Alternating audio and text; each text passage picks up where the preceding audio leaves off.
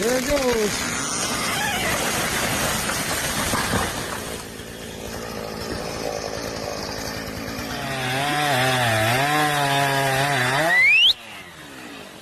Go! Go, go, go!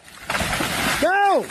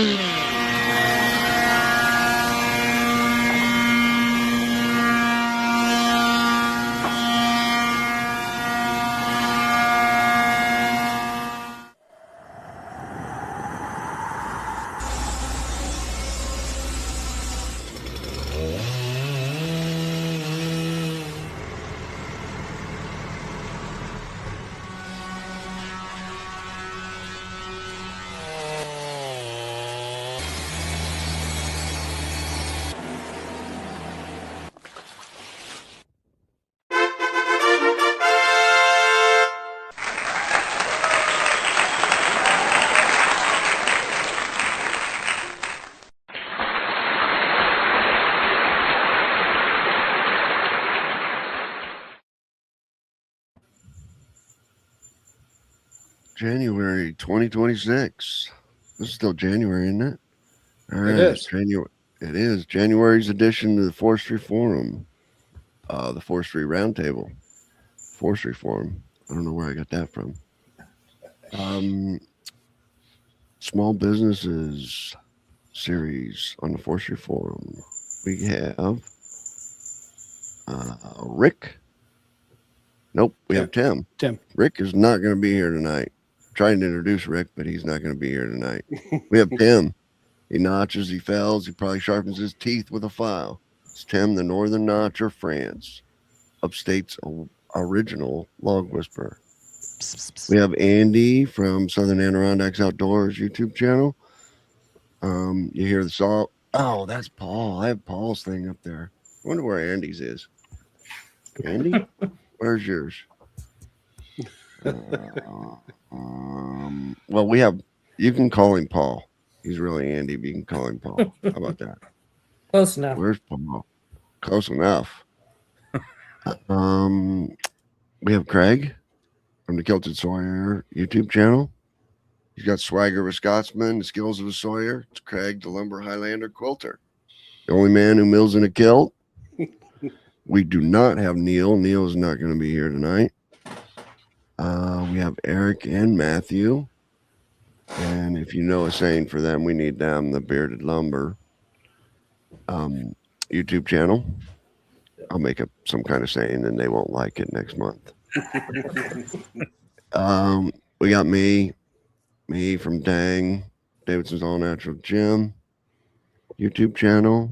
And then our special guest is Russ Wiley from what is it actually called? It's Russ Wiley. I'm Russ Willie, and I'm from Argyle, Maine. Kind of grew up in this area. Right. YouTube channel. Yep. So we've got YouTube channel, so you can find us at Willie's Firewood on YouTube. I do a lot with social media with Facebook and Instagram, and it's just under Russ Willie there. We have TikTok is Willie's Firewood as well. And williesfirewood.com coming soon. We'll have all of the stuff that we have to offer and all of the other equipment and services that we do as well. So that'll be a kind of a one-stop shop for everything coming pretty soon. Yeah, it's my first time doing it. I don't normally introduce anybody. But thanks for pointing that out, Gary. Yeah. So Russ is going to tell us a little bit about his firewood, his YouTube channel, his sawmill, and then we'll jump into any questions. The whole thing started for me about 2.5 years ago. We bought 40 acres worth of property next door to where we were currently living.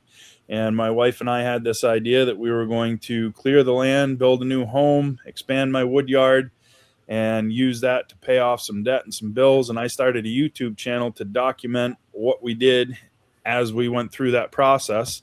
And come to find out, we didn't do any of that process when it was all said and done. The business took off more than I could have expected. And we actually ended up moving completely different direction, a little further out into the country. And we picked up a 46-acre piece off of my in-laws for a really good deal, and put a new wood yard in here, and we're expanding as we go. Firewood was something that I started 25 years ago, and we started doing it just here and there a little bit. I actually ended up buying sawmill slabs for firewood. My first load of firewood I bought was a triaxle load worth of slabs.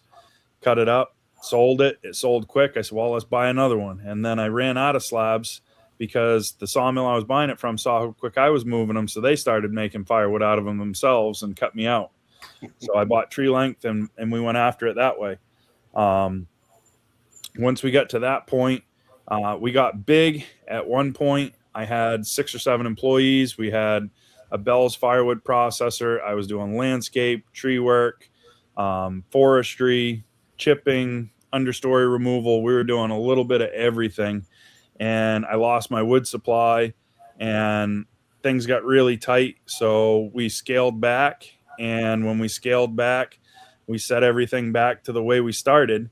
And it was just Gramp and I. Gramp has always helped me. He won't ever say it, but I'm probably his favorite, and that's okay. But he's 79 years old now. He's the star of the YouTube channel. Everybody wants to watch Gramp run saw. I tried putting music over the videos, tried making shorts of music, and man, I got hung. If I could have been chased through a village with pitchforks and flaming torches, they were coming after me. They did not want the music. So we went back to chainsaws. And I mean, we just stick a tripod on the corner of the pile and we go to work. And I don't edit a whole lot. I don't do anything fancy. And people like to see what we do every day. And that's what started my phrase. My wife said after I started the YouTube channel, she said, you got to have a phrase. You got to have something that somebody's going to identify you by. And that's where a little bit every day goes a long way came from. And now anybody that follows along, they follow that saying, a little bit every day goes a long way. I get emails, I get phone calls, I get text messages, I get people commenting, hey, we do a little bit every day. It works great.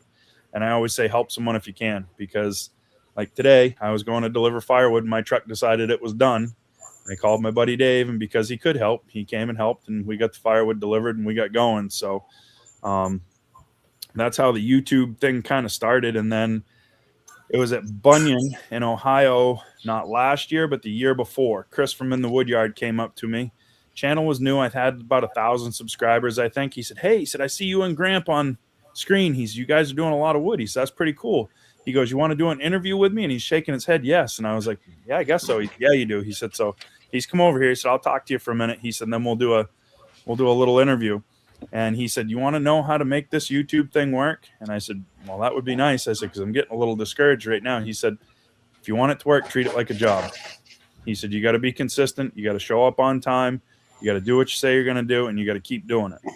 So I did, and I buckled down, and we went forward, and that's what kind of turned into some of the working relationships that we now have with Cord King and Typhoon. And I think I'm one of only 2 YouTube channels to run an all-wood commercial log splitter on their YouTube channel on a regular basis. Bobby's out of Petersburg, Michigan. There's some really great splitters out there, but I'll tell you right now, I would be very hard-pressed to switch brands and do anything different, that's for sure. There's Ted and Sherry. They were one of the first ones that found me when I went to Bunyan the first year. Miller Stumps and Firewood. Ted and his wife Sherry are great people. It's just really good to see them. And Brian, Shotlift Family Firewood.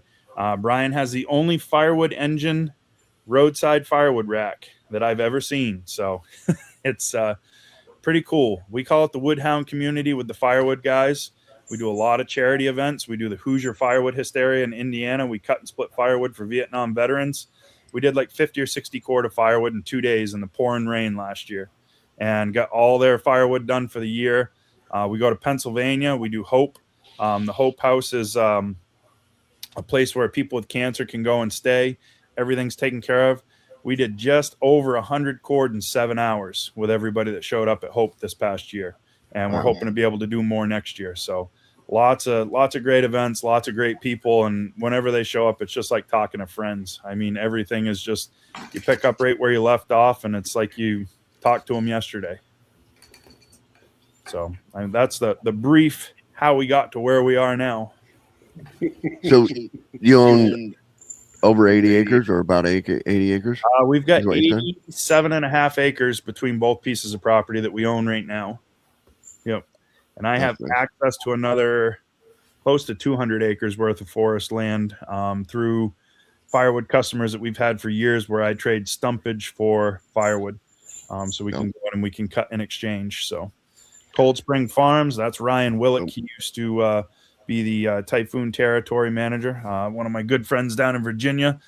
He logs low impact style with a farm tractor and a forwarding trailer and a Typhoon forestry winch. Walnut down there pays much better than anything pays up here. That's for sure. When he tells me what he gets for walnut, I get a little jealous because there isn't anything I'll cut in Maine that's going to beat that. Yeah, absolutely. You going to the Hoosier event this year again? This year we will be going to the Bear Paw Boy Scout event up in Wisconsin. I had committed to that last year. Logger Jason has a YouTube channel, and they do a bunch of firewood for a Boy Scout troop that makes maple syrup that they sell all over the area. So we're going to go up and do all of that. Not enough firewood. That's Robert Daigle. So Robert Daigle makes restaurant wood for me, and has become a really good friend. We're doing good, Robert. The Tundra is a little sick right now. I'll tell you about that tomorrow. But other than that, we're doing good. So is firewood all you do, Russ? No, we do. So the whole idea with the sawmill was I was looking at all the firewood that came in, and I was seeing all these logs because we buy from small suppliers, so they don't necessarily have a full load of saw logs or enough of a load to send to the mill. So it gets mixed in with firewood. And we kept cutting it up. And I mean, we were cutting beautiful stuff up for firewood. And I'm like, man, if we had a sawmill, that would be fantastic. And I finally had a chance to get a sawmill. And the first thing I cut on my sawmill was ambrosia maple or beetle kill maple. And I didn't know what it was. I just thought it looked really cool. So I did a little research online. I found it and I was like, oh yeah, that's what it is. So I put it up for $3 a board foot. It's 10 times more than I'd get out of it in firewood. Yep. And I was like, this would be great. Guy messaged me. He said, whatever you've got, take the ad down. I'll take it all. I'll come with cash tomorrow. He said, just take the ad down.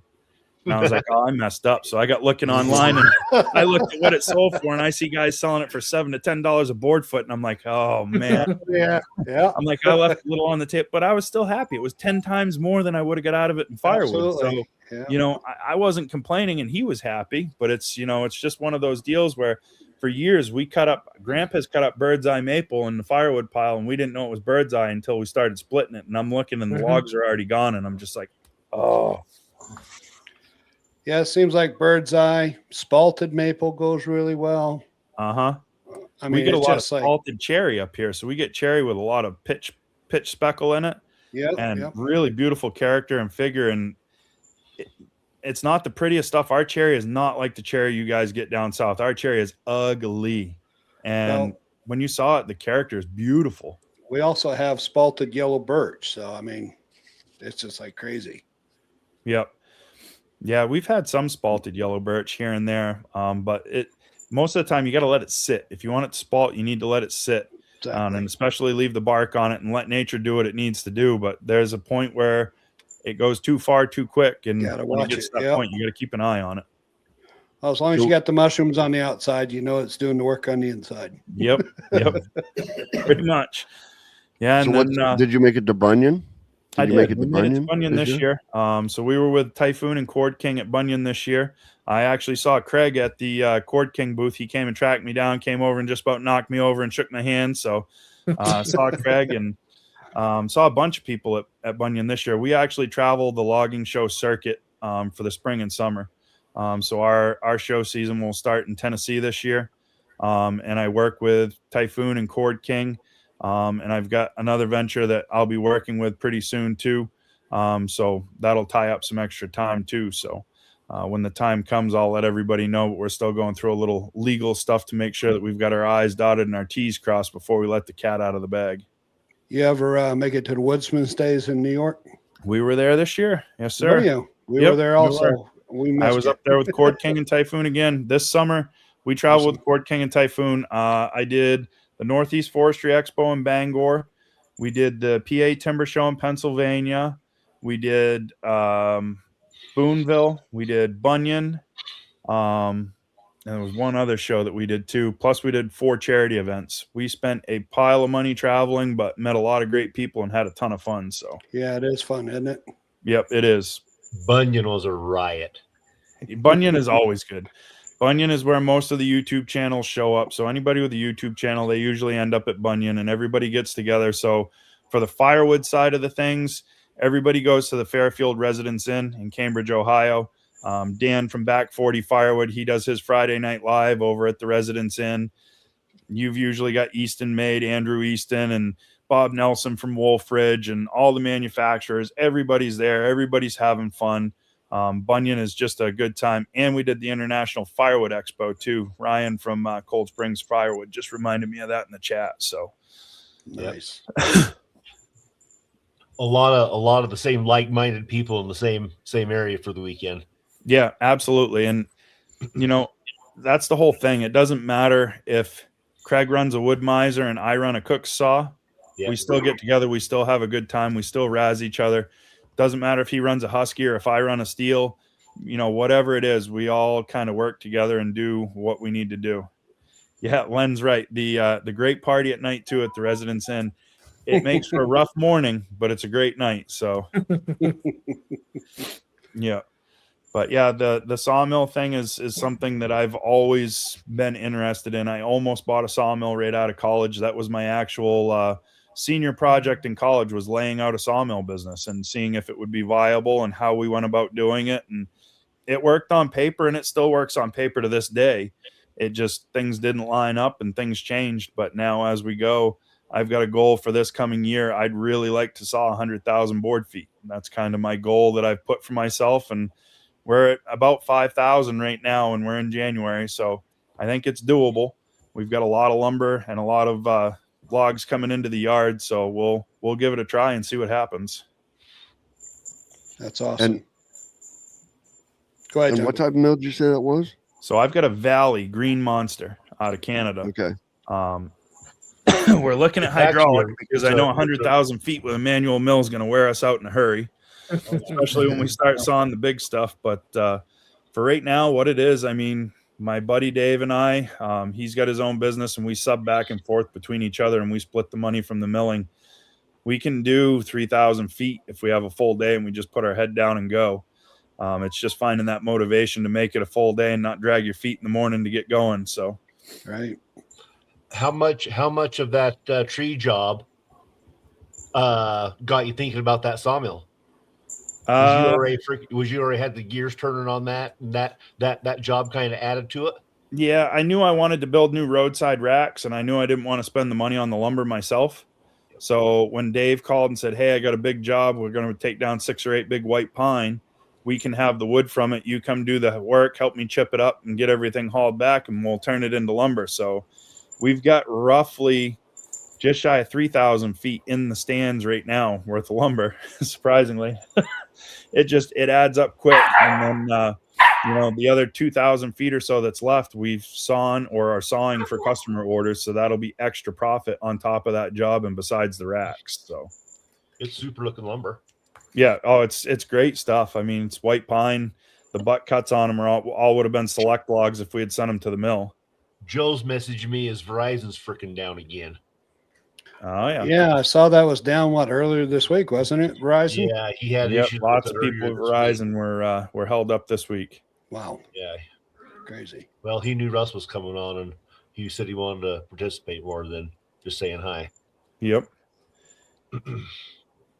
What species do we cut for sale for firewood? So the majority of the species that we have up here is going to be maples, whether it be hard, soft, or red maple. We'll have beech. We'll have red oak. We have no white oak up in my area in Maine. Ash, yellow birch. Once in a great while, you'll get a little elm and a little cherry. But if you had to take a general consensus, it's maples, yellow birch, and beech is the most predominant species up where we are. So do you sell that? Can I buy a hard cord of maple, hard maple? Yeah, we've got customers that want it picked picked a side. And so we do restaurant customers. That was one thing I wanted to do. I said, I got tired of fighting with all these guys that want to do bulk firewood and they want to get a processor, crank it out as fast as they can. However it comes off the machine, this is what you get. We split all of ours by hand with a splitter. So if you want it split small, we can split it small. If you want it split big, we can split it big. And we started catering to our customers. And what that turned into was we went to go out to eat one night, my wife and I. She wanted to go to a local restaurant.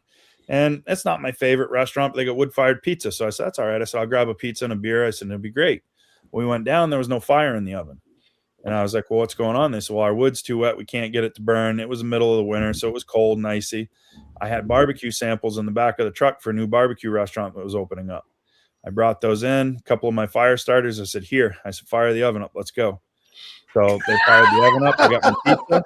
And the next morning at 6 a.m, the owner of the restaurant called and he said, hey, how quick can we get 2 cord and what's the cost? That's what I call fortuitous. You wanted a pizza really bad, didn't you? I did. That's an awesome story. That's awesome. I love that story. Yep. Yeah, so that restaurant alone turned into 6 more restaurants because that one owner owned 6 other restaurants. So we now do about 250 to 300 cords of restaurant wood a year. And so is that like a different size than regular firewood? Yep, we split it all small. They want like a 2.5 to a 3-inch hand size split, something they can get real easy into the oven, lights quick, burns hot. Yep. Just like anybody else, most people don't know the difference between the types of wood. You talk to these people that are cooking oak. We got to have oak. We got to have oak. That's the best firewood. Oak is not the best firewood to cook with. No, it is not. It's the longest burning firewood to cook with, but it takes so long to dry that most of it is not dry. So when you look at that, I brought a bunch of ash to one of the pizza trucks that we do. And the guy goes, well, what's this? This looks like pine. I said, this is white ash. I said, try this. I said, before you say anything else, try it. They ran it for like half an hour. And he looked at me. He goes, my oven has never run this hot. I said, well, 1, I said, it's split the right size. I said, and 2, it's dry. I said, so, we'll do what we need to do and we'll go from there. And he goes, I don't want anything else from now on. I want just ash. I said, no. I said, wait. I said, this isn't a one size fits all. I said, there's other wood that will work. I said, but the biggest thing is getting the right size split so that you're not waiting for that wood to catch in the oven. And we've gotten everybody acclimated. Every restaurant that we went to when we first dropped off wood, they all said, no, this isn't right. This is too small. This is too small. And I said, try it. I said, once you try it, you let me know. They don't burn any more wood. We still service every 7 to 10 business days, just like they always did. And then they're getting a much better service. So when they're running a dinner service and they're really busy, that oven's staying hot. They're getting orders out faster. They can put more food through that restaurant, which is more revenue for them. So then when I tell them I got to go up on price a little bit, they don't feel so bad about it because they're making more money in the same amount of time anyway.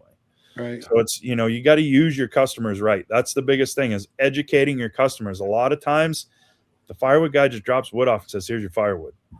Well, that's not customer service. Are you having any problem getting ash? I mean, like, oh, yeah. I have problem getting everything. I'm kind of one of those, the best way to chew an elephant's one bite at a time. I'll worry about the problem as we go. So when I took those restaurants over, I needed 150 cords of dry wood like right now, and I had none. So I started scouring Facebook Marketplace. I bought any dry wood that I could find that was what I wanted. And I went and did everything that we needed to do. And we turned it into a product that we could make more money out of. And we resold somebody else's product because if they can't buy it from them and they're getting it from me, they don't know any different anyway. Right. That's funny. So it's been a ride. It's been a real ride. So we're in the process of building a firewood kiln so that we can kiln dry firewood to try and keep up with demand. And that's just, we're going to make that out of a 20-foot shipping container. We're going to use an outdoor wood boiler.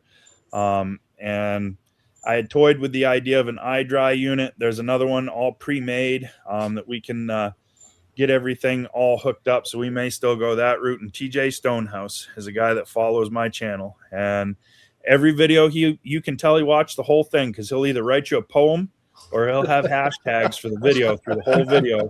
And exactly is because of Kevin. Little Kevin that helps me. He doesn't say exactly. He says exactly. So that's been turned into a hashtag. We've got a shirt that says it and everything. Oh, that's cool. Yeah. Now let me ask you this: do you find your residential customers, they wait until the weatherman forecasts snow and they call you up, they're out and I need firewood now? They wait until it's snowing already, like today, and they call me and they say, we're out of firewood. We need wood right now. And my first response now, I've done this long enough, and, I have a little compassion to a point. My first response is, you did not find out today that you were out of firewood. You knew 2 weeks ago that you were getting low on firewood. You knew a month ago you were getting low on firewood. Don't wait until it's snowing and 10 below zero and the wind's blowing to call me and tell me you need firewood. But no, we try to work with people. So our roadside racks, we sell 75 to 100 cords of firewood out of our roadside racks a year. Wow. Wow, because I was going to say, I saw that. $5 amounts to $100 amounts where people can come cash and carry whatever they want. And I found the same older people showing up when we first built the racks, and I thought maybe it was an income thing. And I said, if you guys are on a fixed income and you need us to just deliver you a cord of wood so you can get your wood taken care of, bunch of them, no. It gives us something to do. It gets us out of the house. Wow. So they'll come buy $40 or $50 of wood a week, and it gives them a chance to get out of the house, get a little exercise, and they don't have to put a whole cord of wood away at a time. And it's the same price either way. So, it kind of evolved and started that way. And then in the summertime, we get a lot of tourists that come to Maine because Maine's one of those states that's like a big park and everybody wants to come visit. Those people, it's amazing. I'll put firewood in bags, and a $5 bag has half the amount of firewood that one of our loose $5 bins does. They'll grab the bag every single time because it's easier. No kidding. They'll just grab it and go. I got a buddy down the street that runs a little firewood business.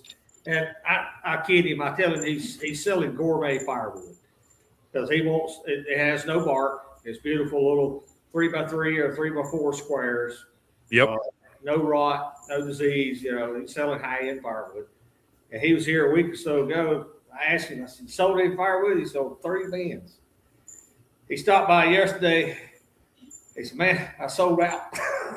But we had our first cold snap. So I get a lot of people on the YouTube channel, they'll ask about starting a business, and I'll help anybody. I don't care if you're right next door or if you're 100 miles down the road. And I had a guy local here. I helped him start a firewood business. And towards the end of it, he kind of looked at me funny. He said, "Why are you helping me?" I said, "I tell you what," I said, "if you're still in business in 5 years, I'll buy you lunch." And he looked at me funny. He said, "What's that supposed to mean?" I said, "Well, I've been doing this for a lot of years." I said, "And I haven't had to buy any lunches yet." I said, "So you do what you need to do." I said, "But firewood's work every day." And that's what a lot of people don't understand. They think it's going to get easier.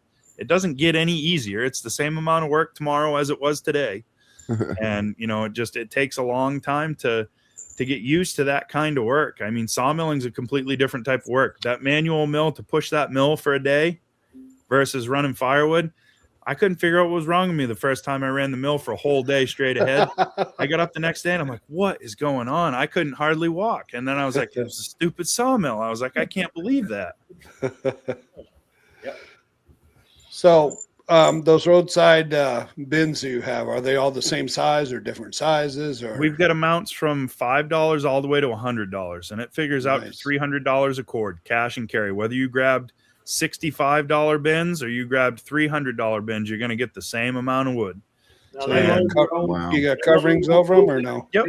Yeah. So I put pictures on my Facebook. We started assembling them and putting the roof over them. We built some new roadside racks.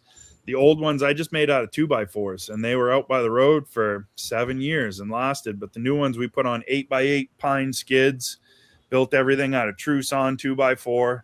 True sawn 1-inch boards. We'll let everything thaw out and dry out a little in the spring, and then I'll stain everything. And once it's stained, I mean, those things are going to last longer than I want them to be there. So it was definitely a labor of love. It was a lot more work than we were planning on, but we built them a lot bigger than we were planning on too. They'll hold just over 3 full cords when they're completely filled. So did you build them where you put them, or did you have to move them? No, we built them modular, picked them up with the bucket loader, put them in the dump trailer. They were in 2 halves. So when we got them there, I said, well, I'll be able to pick them up with my tractor. I got a 30-horse tractor, And yeah, no, that wasn't happening. So we had to bring my my buddy Dave's bucket loader over and pick them back off the trailer and get them put into place. They're heavy. There's roughly 3,000 board feet worth of lumber in them, so they're not light by any means. Do you kind of have them on skids? Yeah, on 8x8 skids. Yeah. Yep. That's the way to go. Yep. They're nice looking. Yeah, they are. Pine's pretty anyway when it's fresh sawn if you got nice stuff. I mean, there's not, some of that stuff should have been select trim boards, but we turned it into boarding boards or beams even. It, you know, we got paid to take the trees down for the tree job, and I had the mill, so it's whatever. We're just going to run what comes off the mill and we're going to make something with it. Yeah. So that's a win-win for you then. Yeah. And now we've got about 2,000 feet worth of lumber that we can sell left over from the job. So that'll be another couple $1,000 for us that we can split and put towards going through. Tried some different blades this time around that we hadn't run before. Joe Main got me some 7 degree and 10 degree bi-metal turbo blades, and we ran those. The double hard blades, those were great. We ran the 10 degree. Those were really nice, as long as you didn't find any metal hardware in the tree. We found some of that. So metal detector will be next on the list, that's for sure. Which we kind of figured there would be with yard trees anyway, but sometimes you get lucky. Yeah, we didn't get very lucky. I think Eric and Matthew have a lot. Buckets and buckets full, you guys? Yes, we got a bucket. We're waiting to make a table. Yeah. Hang on. Oh, that would be neat. Here's the latest one that we got. Can you guys see that? Yeah, I saw that on your video. Yeah, I saw that. Yeah. Guess who put all these nails in here? You did. Wow. I had a job like that. We did a tree job on a lake close by to where I am called Pushaw Lake. And oak is telltale when you have metal in it. We cut the tree down. You could see the blue stain. So we knew there was going to be metal in it somewhere. But we had to get it chunked up to be able to get it out. And we started cutting. We found a 5-gallon pail worth of spikes in that tree. And the woman that owned the place, I asked her, I said, what is going on with this tree? And she goes, oh, my goodness. She goes, I didn't even think about it. She goes, when we were kids, we had a tree house in that tree. She said, we used to take granddad's bucket of nails and go up and put more boards on and do. There had to be a 5-gallon pail full of nails in those. I ended up burning them. It wasn't even worth trying to make them into firewood, nothing. I said, they're going away. See you later. Gone. Gotta love it. What that was a tree house when I was probably 8-10 years old, in between 3 trees, about 40 feet off the ground. Yeah. Yep. I'm a Sawyer, and I complain when I hit nails. I guess karma's real. So Len wants to know, in a typical day, how many hours do you work and 7 days a week? So that changes seasonally. My wife likes it if I take Sunday off for family day, and my grandmother will hang me if I work for money on a Sunday. So if I'm working on a Sunday, it's for my own project or something that I'm doing, not for money. But we usually work 6 days a week. My day gets split up a little different. Gramps an early bird, and Gramp will saw every single day that there's firewood logs in the yard to saw. He's my alarm clock. So if you watch my YouTube channel at daylight, 15 minutes till daylight, he's firing the saw up and he's going to work. He'll saw until 8:30, 9 o'clock in the morning. He'll pack his saws back up. He goes home for the day. I come inside. I'll answer my emails. I'll do my machine quotes, whatever else I need to do for paperwork. Kevin works overnights at a university as a janitor. So he's usually up 10:30, 11 o'clock in the morning. So by then he comes over. We start and split and deliver whatever we need to deliver for that day if we're doing firewood, and he goes home, and then I come inside and I make my videos, do my reels, everything else I need to do, because social media turns into its own full-time job and creates its own monster of a headache that a lot of people don't realize. They watch it and they appreciate and they like to follow along, but they don't realize the time that goes into that social media aspect of everything. For sure. Every day. You got to be consistent at it. So, I mean, in the course of a week, actual working hours is probably less than 40. But if you figure in all the social media and paperwork time and everything else, probably 70 hours 80. plus. Yep. And that's part of being self-employed. You've got to do everything else that somebody else would normally do if you're working for a company. And anybody that's self-employed knows that there's so much more than just going and doing the job. Correct.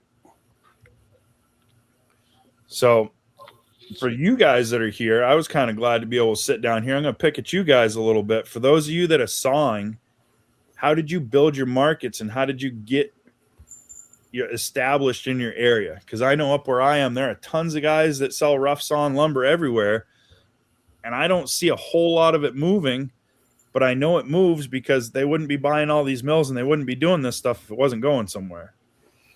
Well, first off, there's a big difference between somebody hobby milling and full-time milling. Yep. Most of us started out hobby milling. I had a good paying job. Youngest son, Matthew, he was the last one moved out, went to the Army. I needed a hobby, so I bought a wood miser. And it's a hobby that got out of hand. And it takes time. I worked 6-7 years kind of mobile milling, fiddling around when I had time on the weekends. And after a while, your name gets out there. If you'll do quality work, you'll return your phone calls, and you do what you tell people you'll do. I don't advertise a thing now other than, my Facebook post and YouTube. And I get people all the time call me, and the best customer says, Joe told me to call you. You do good work. Yep. That's what I want to hear. And that's the way our firewood business got built. Was now it's all word of mouth. I don't have advertisements up. I don't need advertisements up. The phone rings. I may not know who it is, but they say, hey, so-and-so referred me. They say you have firewood. What can you do for me? And, that's kind of the way it's been even with the few sawmill orders that we have now is I didn't advertise it. They saw it on a YouTube video or they saw it on a short and they said, hey, I need 1-inch boards. How much? Right. You have to work at it. There's nothing wrong with advertising when you first get started. You got to get your name out there, print out a bunch of business cards, go out and just pass them out like popcorn. Yep. And don't quit your day job until this, fills the bill. Yeah. Well, the firewood is my day job. So the sawmilling's a hobby right now, but I'm trying to use sawmilling so that I don't have to plow snow next winter. Right. So I plow about 25 residential driveways, and that's my extra money when firewood slows down in the winter. And I want the sawmilling to take place of that snow plowing because I don't want to have to be out in the middle of the night anymore. Well, I'll tell you, in our area, and it's probably true in all these guys' area, you got to feel a need and feel it good that somebody else is not doing. Yep. Right. And I knew early on when I got beyond playing and hobby and going into full-time business, I needed a kiln and a molder planer to do from log to finished lumber. And that's where I wanted to get. My dad and I took a trip today. We went up to Fry's, Virginia, and I bought probably the last piece of my operation I've been wanting to get. It's a 37-inch wide belt sander to be able to do wide slabs from cut to kiln dried to smooth and finished that they can take home and ready to use. Yep. Yeah. When I was 19 or 20 years old, I worked for a local fence company, and we had a old industrial 4-sided molder planer, and we had a Timber King sawmill, hydraulic sawmill, electric, and we would buy in cants of cedar, and we would make our own cedar pickets or our own boards for cedar or whatever it was. And that was kind of where I got involved with that kind of thing. And I found out those molder planers can be dangerous weapons. Yeah, it wasn't anything. This thing took up a whole room. This was from like the 30s. And when you turned it on, the whole building dimmed for 20 minutes. Yeah, was massive. Mine's old. It's a 1990, but it's a whole lot more modern than one of them that had no safety on it. All the belts exposed, all the safety was not a thing with that molder planer. So the other thing is, I hate to tell you to stop competing with Lowe's, but you can't. I don't compete with Lowe's. Right. You can't sell a 2x4, maybe a 2x6, but you can't sell a 2x4 or 2x6. Usually even a 4x4, you can't sell cheaper than those. Yep. But Lowe's cannot sell a 6 1/4 by 5 3/8. Right. You know what I mean? They can't sell that. Lowe's can't sell a kiln dried spalted maple slab. Right. Lowe's can't sell a live edge cherry. You know what I mean? With the figure in the side inside of it that's kiln dried. So don't just try to don't compete with your other mills who are selling 2x4s and rough sawn lumber. Just do some, you know what I mean? Do some custom stuff. I don't even necessarily care as to do dimensional lumber unless somebody really needs it for a cut package if we're working with a contractor. Right. Dimensional lumber is slower. I mean, you're never going to compete with the industrial sawmills if you're going after dimensional lumber. So there's no way that you can compete. But, you know, a 16 or an 18-inch wide pine board that they can't get somewhere else, if I can saw that for him, that was what one of the customers wanted. He wanted 20-inch wide pine boards. Wow. He said, I want 5/4 by 20. He said, can you do it? I said, yeah. I said, I can do it. He goes, that's what I want. He said, I need 1,500 feet of it. He said, let's have them. Right. And people like this that were just commenting, you know, a lot of them don't want the Lowe's wood because it is banana wood, and they know that they can get it, you know what I mean, off of a small sawmill. Somebody who's doing it right, they can get it right, but they still are willing to pay the price to get it right. You know what I mean? Because I can't cut it for Lowe's. I'd go broke trying to cut a 2x4 for Lowe's price. I can't do it. And the thing is, even with paying for logs in our area for like the pine boards, we can stay cheaper than the mill and still make a higher profit margin because we have less overhead. We're not going to produce the volume that they're going to produce. No. But it still covers our end. Yeah, I tell people all the time, you'll go broke with a sawmill trying to outsaw Lowe's.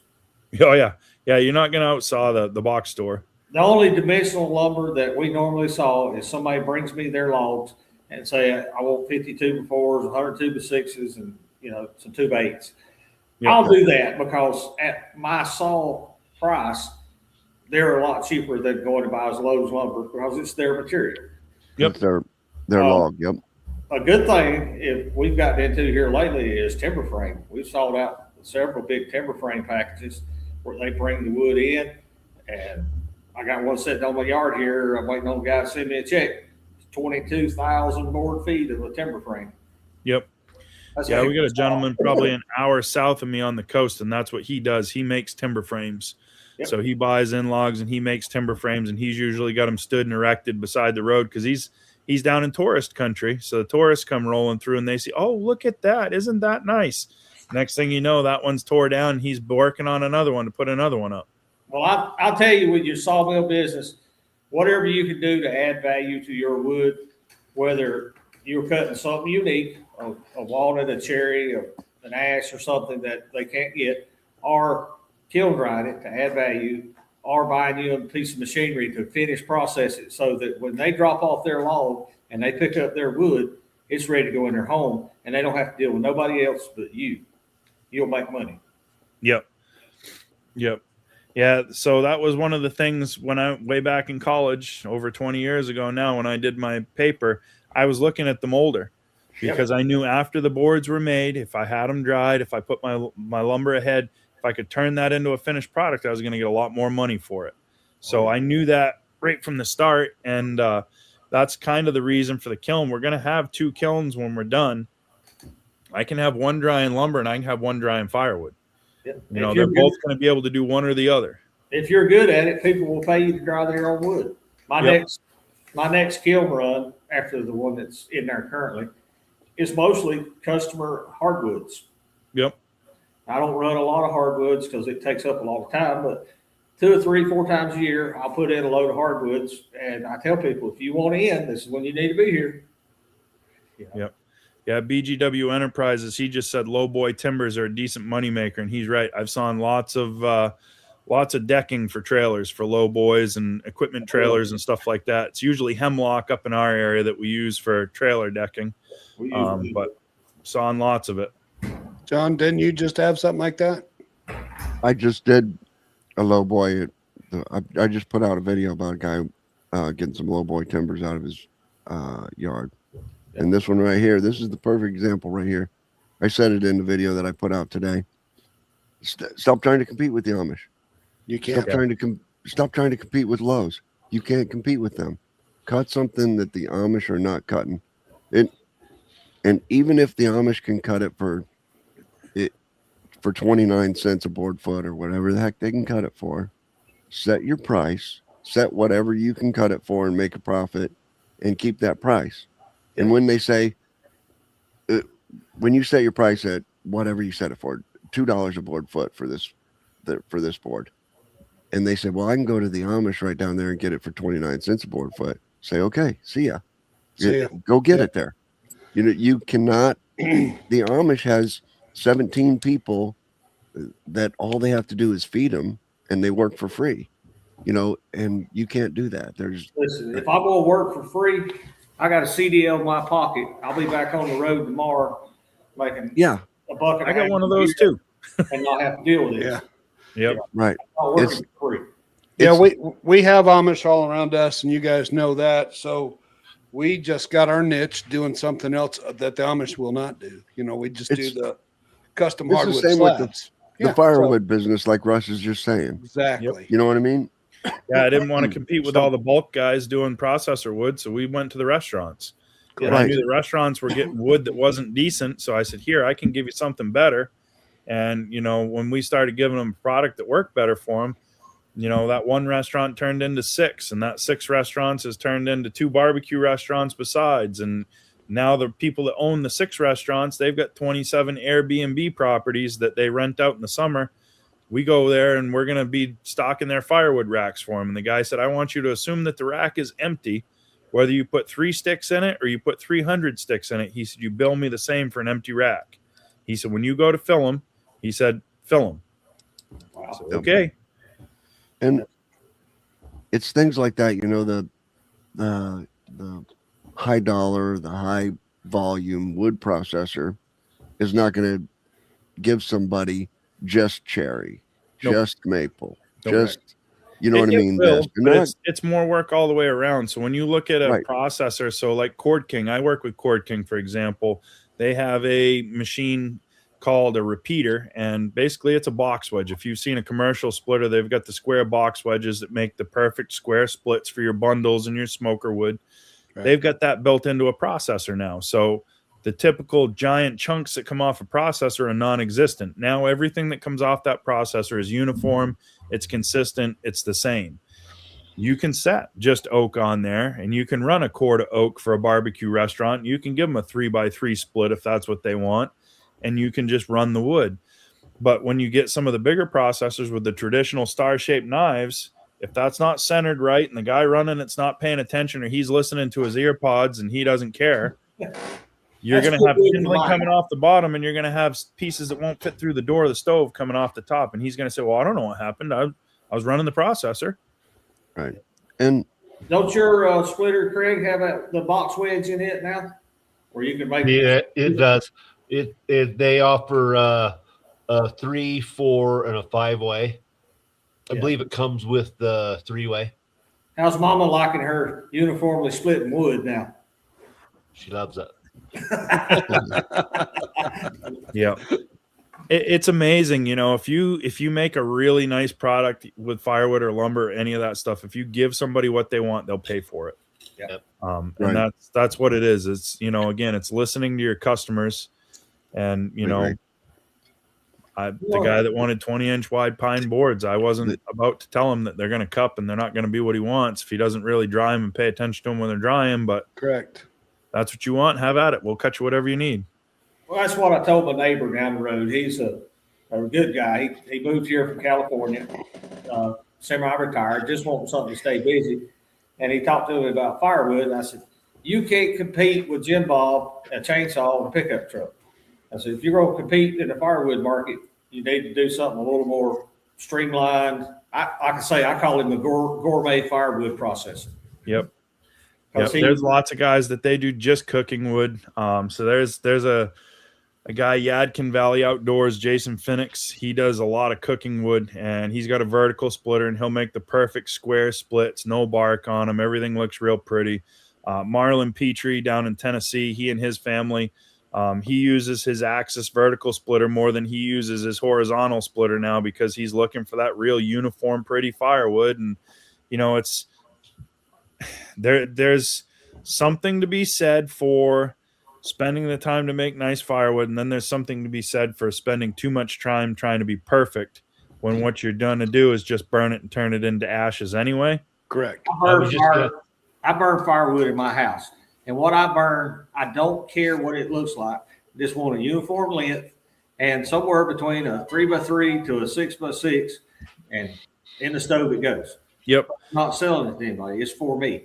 Yep, that's what we would call a general mix up here. So when somebody just wants mixed hardwood, that's what they get. They'll get anything from 3x3 to 6x6, and it's a mix, so they can fill it. But there was a comment up there from TJ Stone, said best wishes for hardworking man. So there's a YouTube channel out of Michigan, Heath and Rachel Postma. Heath actually was in the hospital last week. He had a bunch of pulmonary embolisms that were removed from his lungs. He had a bunch of blood clots removed from his thigh, and he still has some in his calf. They're not sure what caused it, but he's home. He made it, luckily. So hopefully he makes a full and speedy recovery. For anybody that has ever met Heath, he is the loudest person in any room that he gets to. And if somebody needs everybody to get somebody quieted down, he's the megaphone that will do it. So when we're at Hoosier Firewood Hysteria, a couple of guys were trying to get everybody to quiet down. He's like, "What are you doing?" And so we need everybody quiet down. He climbed up on a chair and he said, "Hey, time to be quiet now." And then the room went silent. He goes, "Now what?" Yeah. But now Heath is really good, and hopefully he gets better. I know Josh and Janice Leach, they just commented too. His wife had some pulmonary embolisms not long ago. They make all my merchandise. They make my shirts and all my stuff and my stickers for the YouTube channel and stuff. And she had blood clots in her lungs. So it's you got to pay attention. If something doesn't feel right, you don't feel good, go get it checked out, get it taken care of. We're all on borrowed time. There's only one guarantee, and we're not getting out of here alive. So you may want to make the best use of your time that you got. That's for sure. Absolutely. It only gives you one trip around. And it can be a short one if you don't pay attention. Yeah. Now, all these guys on screen live in northern climates, and they burn a lot of firewood. We live in western North Carolina, and we could be average 30s one week and 70s the next. I can't give away free slabs. People down here don't want to burn firewood. They've gotten lazy. I can't give away slabs up here either because people are too lazy. They don't want to deal with them. Yeah. I'm like, all you got to bring me a dump trailer and show up when I told you to be here, and I'll take 2 big grapples on Bertha out there, and you'll go home with 12,000 pounds of slabs. Yep. And all you got to do is do what, and maybe split a third of them, and you got stove wood, firewood. See, that's funny. We can't even keep them here because they come get them from us by the truckload. No, we've got a pile. You live in a cold climate. Yep. People around here, they live in the heat pump climate. Yep. And I'll be honest with you, if we had natural gas here, I might not burn firewood. If I could heat my house for $30 a month, I might not fool with it. There's another North Carolina boy right there, Yadkin Valley Outdoors, Jason Phoenix. He's the one that does the cooking wood, and he's got a tree service, so he's in North Carolina. Yeah, but yeah, I don't know, the slabs. We were looking at it, and Dave and I, when we cut off this tree job, we just pushed it into a burn pile because he had a burn pile already, and we were looking at him, and I said, it's kind of a waste to do that. I said, camping season's coming up. I said, and even if we got $100 a cord out of them, if we just cut them to 16-inch length, it's $100 more than we had if we don't burn them.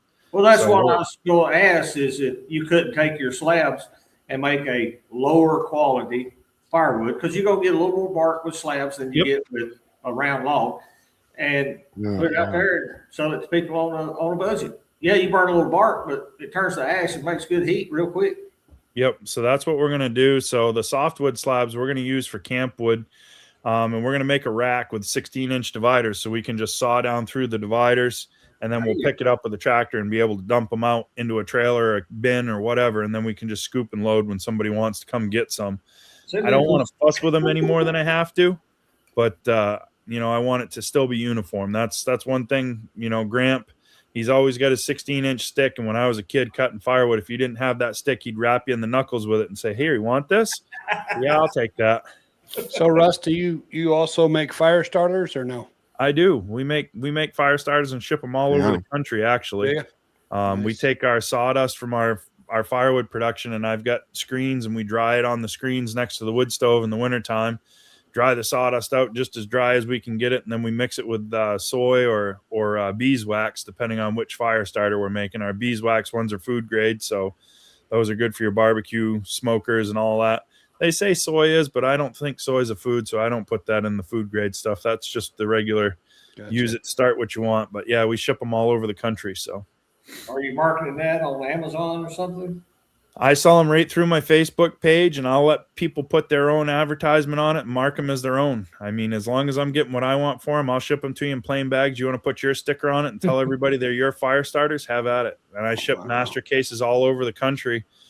We've got 4 or 5 or 6 bigger customers that they order 2 or 3 master cases a quarter, which is, close to 1,000 starters, and they put their own labels on them, market them, and sell them as their own.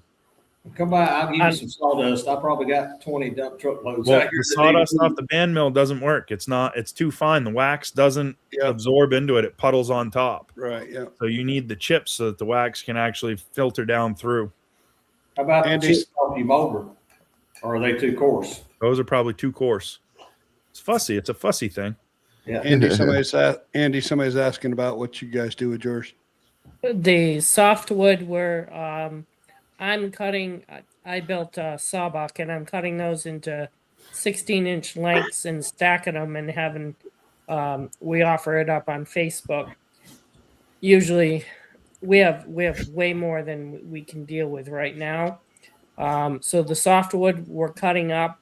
My biggest fear is somebody coming onto the property with their own chainsaw thinking they're going to cut up slabs, and they're not doing that on my property because of liability issues. Yep. So we're cutting it up. I offer it for $30 a load. I don't care what size their vehicle is. $30, come and get it.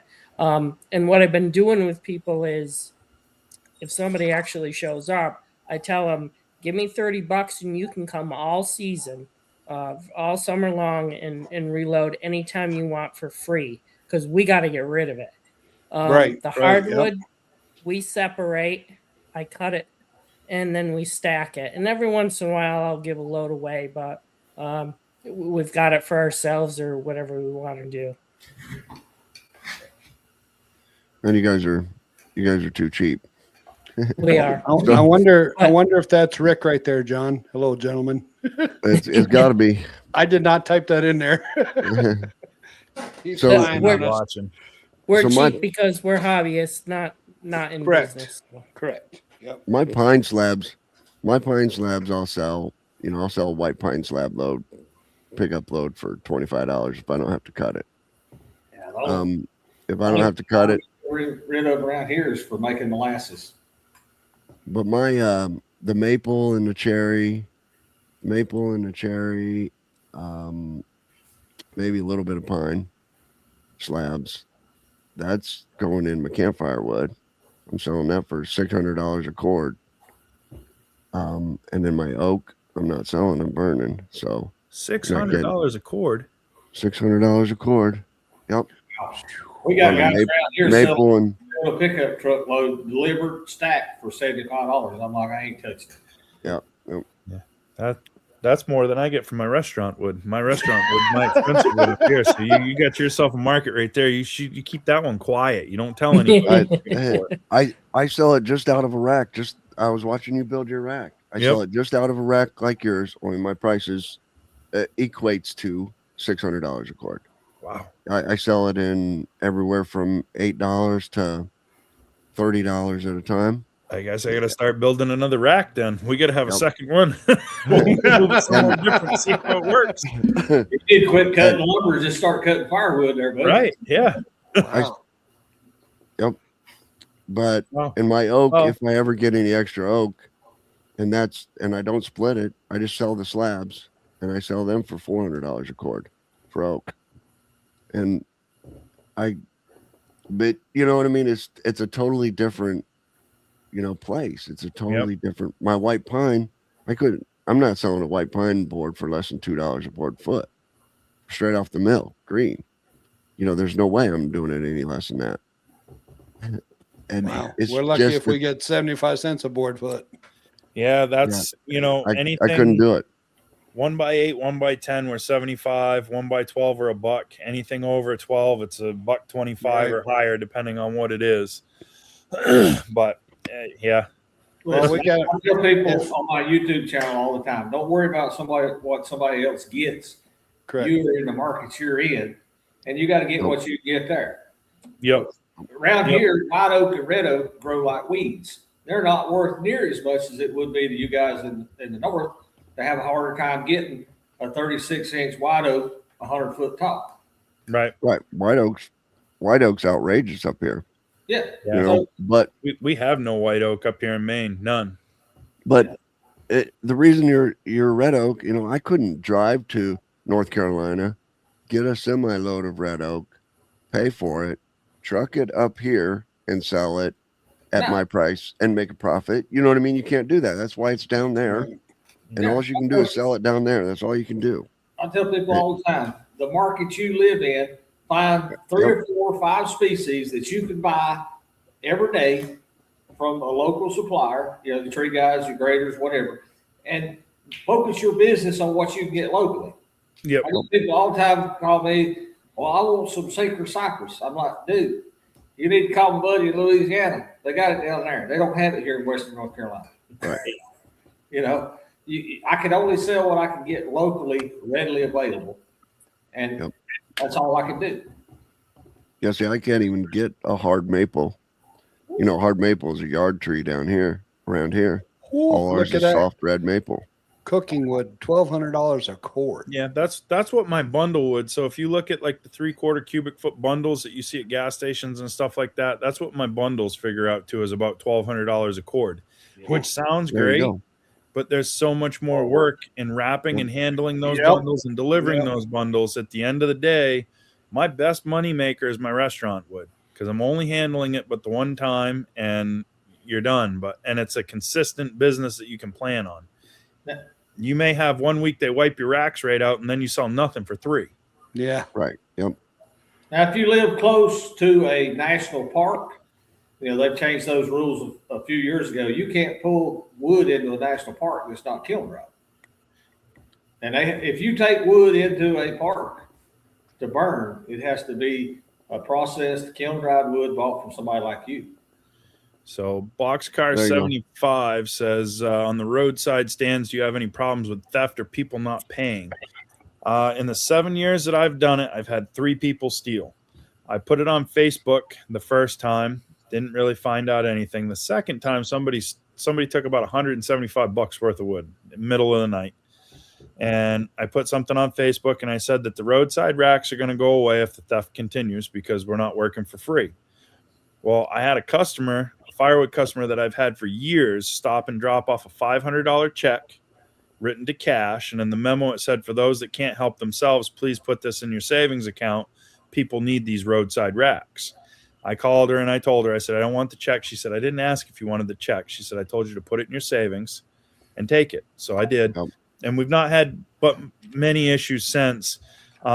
I've had IOUs put in the box. I've had people leave their license in the box because they forgot a wallet or something like that. And they said, well, I'll be back. Or I showed up one day and there was half of a $50 bin gone. And I'm like, what the heck's going on here? I opened the box and I looked, and the lady says, I had a Subaru. I thought I could fit it all. I can't. I'll be back. Please don't kill it. That's super. So she came back with her Subaru and got the other half of the $50 bin, and she was gone. But, we've got really good people around, and I've been here my whole life, and people know how I feel about stealing. And if you like your fingers and you like your hands, you probably shouldn't touch it if it's not yours. Mm-hmm. So that's worked out pretty good. But yeah, not too much issue with theft. I've heard of some people getting really wiped out in areas, but we don't play that game where I am. So question up here, does any of you guys use like PayPal, point of sale, the little credit card readers or stuff for customers to pay? I keep a square. I keep a square reader for the customers that go pay with a credit card. So because I live right near a university town, I get all the frat boys and frat girls yo, bro, do you take Cash App? What about Venmo, dude? Do you Correct. take Venmo? So I have it now, and I've got it, and we have the Cash App and the Venmo on the stand so that they can pay. Because in the spring, when they're having their frat parties and stuff, they'll come up and wipe out my roadside racks and buy it all. And you know what? If you want it, you can have it. Go for it. You know, but bonfires, right? yeah. Something to drink beer around and be foolish. I mean, we were all that age at one point. Yeah. I haven't had any problem. I've had people ask for cash or Venmo, and I'm like, no, but I will take a credit card. And most everybody nowadays has a credit debit card.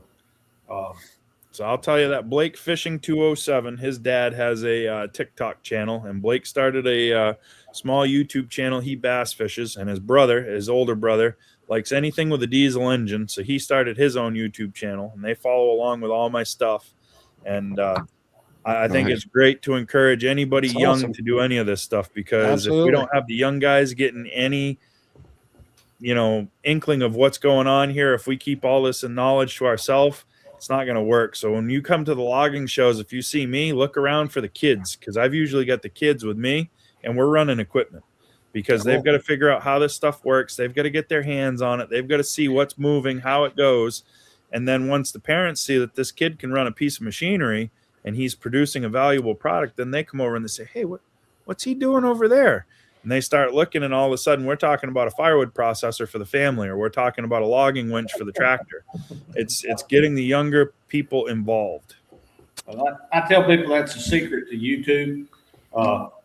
Do something you enjoy, something you're passionate about, and teach.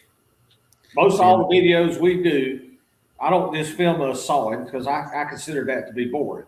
If we're sawing, we're sawing something that I can teach something, either the style, the technique, the species, something. Yep. If it animates me, then I can hopefully get that across on the screen and give somebody some helpful advice. See, Robert's picking. He says, I got the equipment to do away with fingers. I'm missing half a tooth. And it wasn't because you put your hand in the wrong spot. It was an actual freak accident. I put a block of wood in the log splitter, and it had ice on both ends of it. When it came under pressure, it slapped up out of the splitter at my face. So I put my hand up to block my face, and it slapped my hand off the wedge. Pinky gone. I feel your pain. I miss one too. So there's one in every group. It's just a smaller target. I never smash that pinky anymore. I haven't hit one. We still take that Southern cash. I know there's some different currency in different places, and I'm okay with barter and trade system, and I like some of that different currency. I had a firewood customer, Evan. He was a good old boy. He's passed away now, but I always got choke cherry brandy as part of my payment for firewood from Evan. And boy, I miss that stuff. I haven't had any for a long time, and I always look forward to his phone call in the fall. And there's people that we trade beef and pork, and we trade services, whatever it may be. That's what's missing in the United States, as far as I'm concerned, is the small businesses like the 6 guys sitting here right now. They all have a small business. They have a service that they can provide to the local community. And if everybody in that community did the same thing, and you swapped and traded back and forth, we're a whole lot richer than we really think we are. Well, if this country keeps going the way it is, it may be back to the barter system. I think it's coming sooner than later. I'm just hoping that there's still enough of us around that have taken the time to teach our kids how to take care of themselves, that they'll be able to do it. Because if you look around at the world right now, it's not a friendly place. I'm glad that I can take care of myself, and I'm glad I was raised by a God-fearing man that taught me how to take care of myself, because the world is not fun. Yeah, we've raised a couple generations that didn't have that put into them. Yes, sir. 100%. I spent 8 hours with my dad today in a pickup truck driving to Virginia and back, talking the whole time. And we covered a lot of that we've raised 2 or 3 generations that were raised differently than we were raised, with high expectations and high standards. And we were allowed to go and do some things kids nowadays can't even dream about doing. Sorry, Eric. We knew what would happen if we didn't do what we told them we'd do and be back when we told them we'd be back. Yep. Yeah, I mean, I think about it. When I was a kid, we didn't have cell phones or anything like that. We left in the morning, and we were told to be back before supper. My parents didn't know where we were, and now I got a 10-year-old that if I haven't heard from him in a couple hours or he hasn't messaged me from his tablet or whatever, I don't know where he is. I'm like, I wonder if he's okay. But I don't know how my mama did it. You know, Go back in the day at 10 o'clock at night on the news, they would say, do you know where your kids do you are? know where children are? Yep. Yep. Street lights come on. We had to come home. 8 o'clock in the morning, and we might not come home till dark, but we better be home before dark. That was just in case your parents forgot that they had children. Correct. You know, sometimes they wanted to forget they had children. Yeah, I got kids. Damn. All right, Craig, you go first. What's a good starter mill for a hobbyist? LT15. LT15. Easy. I don't know. My mill is a big hobby mill. It's the biggest hobby mill that Valley makes, but the Green Monster is under 20 grand. It's kind of in the LT15 category. So yeah. I'm partial because I've used it. I haven't used an LT15, so I'm going to go with the Green Monster. So what's the first thing you got to know is what age are you? You know, are you a young guy and you want to push it manual? You know, I don't want to push it manual even at my age, but I'm going to do it because that's what I got. Go with the LT15. Right. You know, you don't want to.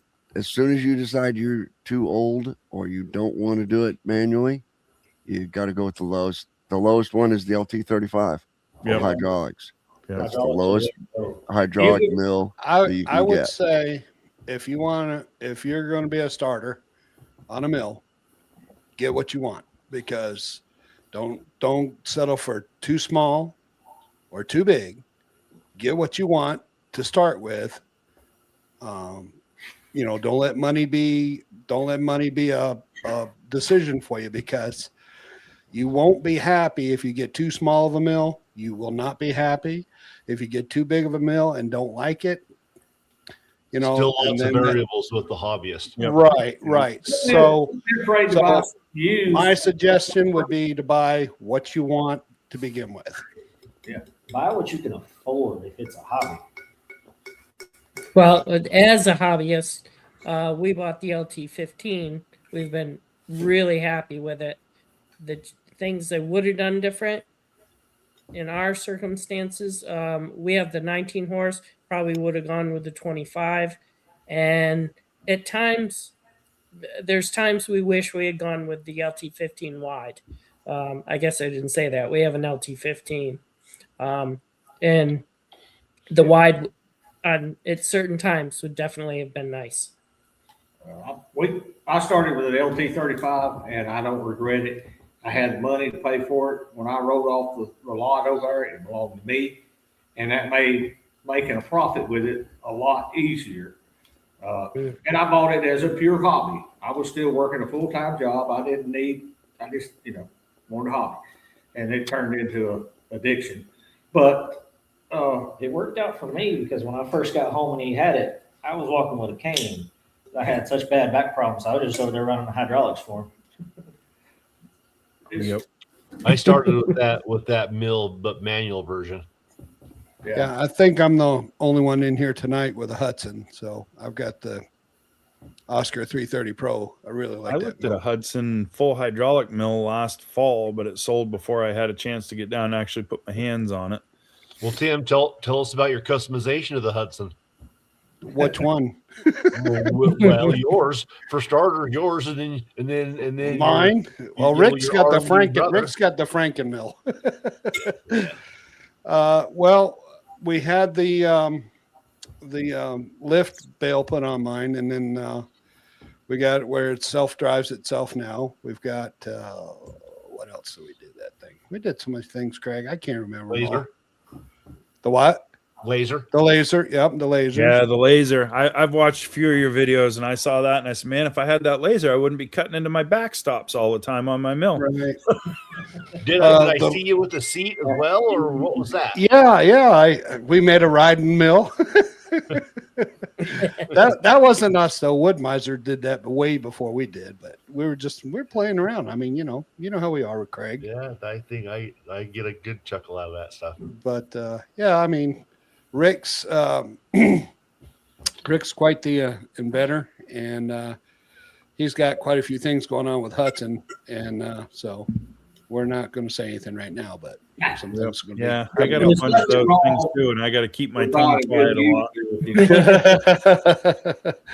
But yeah, we're close with Hudson. We're affiliated with them, so we really like those people.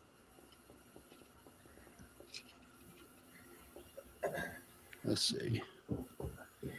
Man, the Circle Sawmill. So there was a Circle Sawmill close to me growing up, and I had an opportunity to watch it run quite a bit when I was a kid.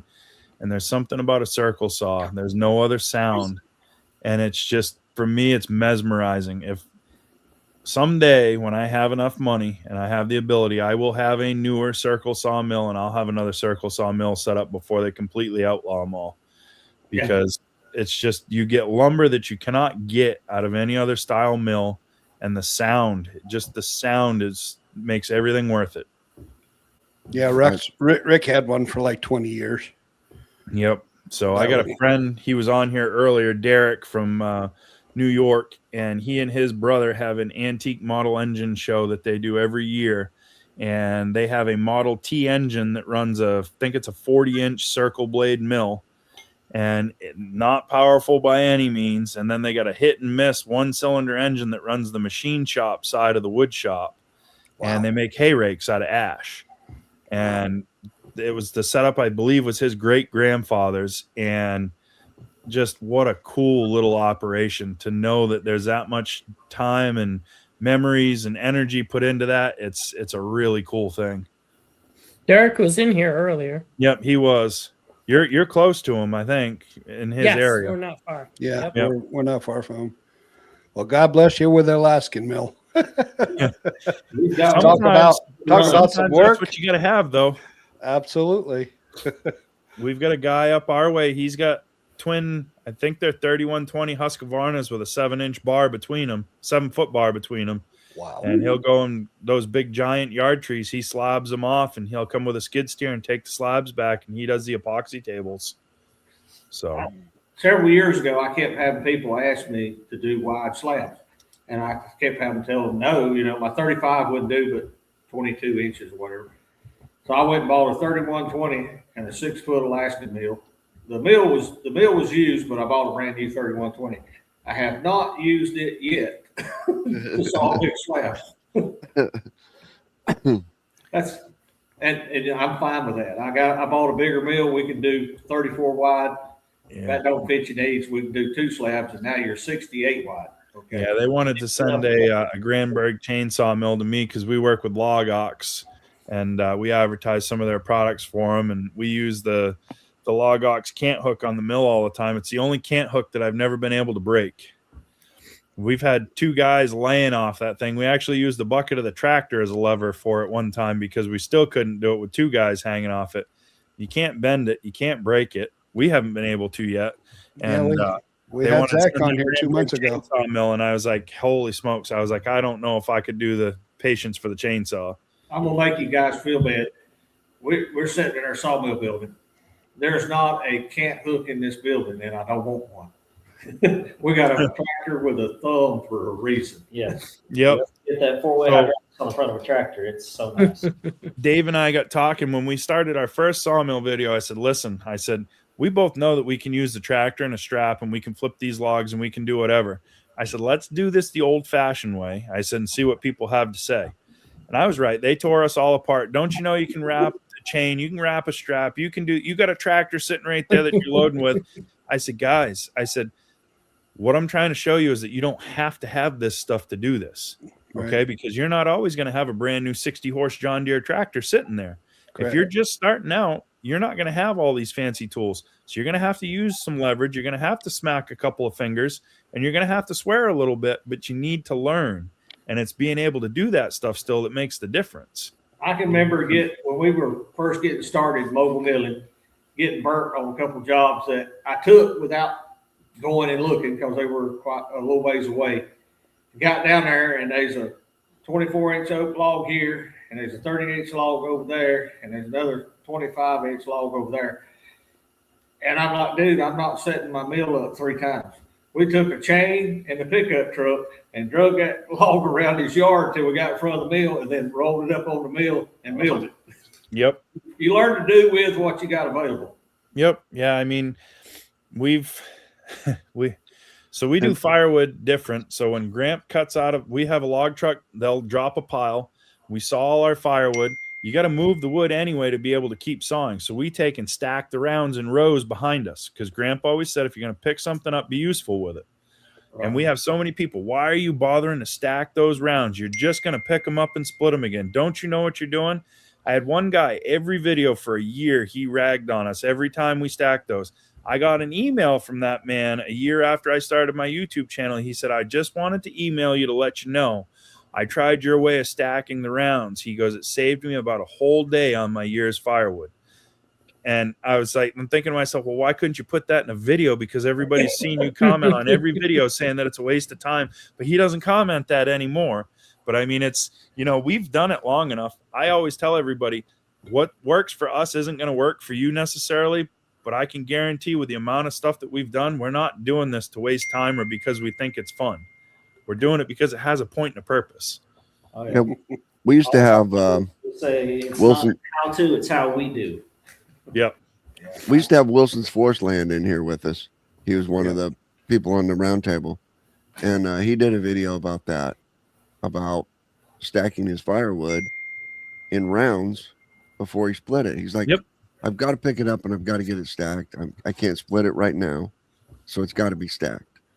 And then he said, but I don't have to pick it up again. Most of it's already waist high. Right. You know what I mean? Or knee high. Because so you can slide it right off the pile onto the splitter. You're not having to bend over. Right. He said, bending over is a lot of it right there, Every video I have somebody use a pickaroon, use a pickaroon, use a pickaroon. Listen, the speed that Gramp cuts, I cannot keep up with a pickaroon and keep the wood out of his way. My job is to keep the wood out of his way so that he's not tripping on it. So the other day, I grabbed the pickaroon. My back was sore. I was like, I'm going to try to use a pickaroon. The wood was frozen so solid, you couldn't get the pickaroon to sink into it. It would bounce off. So I was like, you know what? I just threw it, started stacking wood anyway. But it's, it's one of those deals where just because it may be easier doesn't necessarily mean it's right. There's a place for everything, and everything has its place, just like TJ Stone said right there. Yep. Summertime when the wood's soft and it's not froze, that pickaroon's nice. You don't have to bend over. We've got the log ox, log hauler. You can reach down. You can pick the rounds up. You don't have to bend over. But I don't like the way it releases. And because we stack in rows, it doesn't work for the way that we want to do. So sometimes these right here are the best tools that you got. God gave you two of them, so use them. Yep. Right. And that, do you do a one of these, not a forestry and sawmill, but a firewood and sawdust or something with guys live? You know what I mean? You do, don't you? You do. So we go live every Wednesday and Sunday night. So every Wednesday and Sunday we go live and on our YouTube channel. But weren't you with a group of so other we were people part too? of the God, Guns, and Sawdust podcast. Ryan Willick and I both were with TKP, Timber Cutter Patriot. Yep. It grew bigger than we thought, faster than we thought, and the amount of time that was getting put into it, we couldn't commit to that time. So we actually sold our portions of the podcast back to Alan, and he's still doing it. Okay. Yep. But the beauty of something like that is that pickaroon for those 6 guys in that podcast, that pickaroon's going to work for 1 or 2 of them. Yep. You know what I mean? And it's the same with us is, I'm running this type of mill. He's running a manual mill. He's running a bigger mill. He's running a sawmill operation. You know what I mean? That's how he makes his living. He hasn't sold a stick of wood in 6 months, and he's running a hobby mill. But we all get together, and when you can put these ideas, it makes it a lot better than you can learn just trying to put out a video. You know what I mean? Look what happened to Rick and Tim. We Tim's like, hey, we're your 3 Timber King guys. Neil, how much have you guys? I mean, that was a bonus of meeting guys and sharing ideas. Yeah. Right. Absolutely. Yep. Yeah, I like all the sawmills out there except for the foreign-made ones. Okay, I think they're all a great product. I want to put my hands on a baker one day. I've never seen one up close and put my hands on it. I want to do it. It was behind me at the Typhoon booth at Bunyan this year, and I was watching it run over my shoulder. And some of the features that were on that mill compared to some of the other ones, I was just like, I wanted to get over there, but I couldn't get away from customers. That looks like quite a mill. Both of the ones they had there are a beast. Yep. Now, they're not the cheaper one on the market by any means. They're at the top of the cost market. No, yeah, they're high production. Didn't I see an Amish sawmill somewhere? Was that? Yeah, they had a Bunyan? big slabber mill down there. Bunyan. Yeah. So Firewood 50 wants to know what we're using for live stream software. What are we using, John? StreamYard. So StreamYard. This will let you stream to multiple platforms at the same time. Up to 10. Yep. You now, can stream. Russ, did you end up getting Starlink for this? I have it coming. Okay. So I've got a cell phone signal booster in the house that gives me enough to run in the wood yard. So we did a working live this morning, and we ran the saw with Gramp early and went YouTube live. That was my like 80,000 views on that live this morning. Wow. Nice. It's crazy. People like watching people work. It's Well, you're gonna love Starlink. I got it a year ago, and man, I tell you what, it's the best purchase I ever made. Yep. I've had it about a year and a half, and in that year and a half, I've restarted my router twice, and both times because we had a power flicker. Yep. Other than that, Yeah. So it's we wanted to be able to go live when we were working. We- I wanted to do that for two reasons. One, I've got equipment brands and manufacturers that we represent. And when you make a video, you can edit things out in a video that you cannot edit out in a live. And when people see something work in a live and they see it work the same way it's working in a video, it helps to validate the points that you're trying to prove. And it proves that you're not pulling smoke and mirrors. And I tell everybody, if I spend my money on it, or if I'm running it on my channel, that means that I would spend my money on it. Doesn't mean that it's right for you. And I represent multiple brands. So when somebody calls and talks to me, we've got all kinds of questions that we can talk about before we even talk about which machine you're looking for. Right. And then I'm going to show you what I think would be best, whether it's something I sell or not. If I got to send you to Wood-Mizer because I think Wood-Mizer is better suited for what you're doing, I'll send you to Wood-Mizer. I don't want you to waste your money just to buy equipment from me. That's not what we're doing. Yeah. Right. Yes, I do use the StreamYard to, I use the Starlink for live stream. Yep. No problems. So yeah, it's, that's one of the things that I like about having multiple vendors that have the same equipment that I can represent is I have different options for people. And I have an engineering background of sorts. I've been in this industry for long enough that I know what's going to break. I know what to watch for. I know what's not a good idea or what might be a good idea.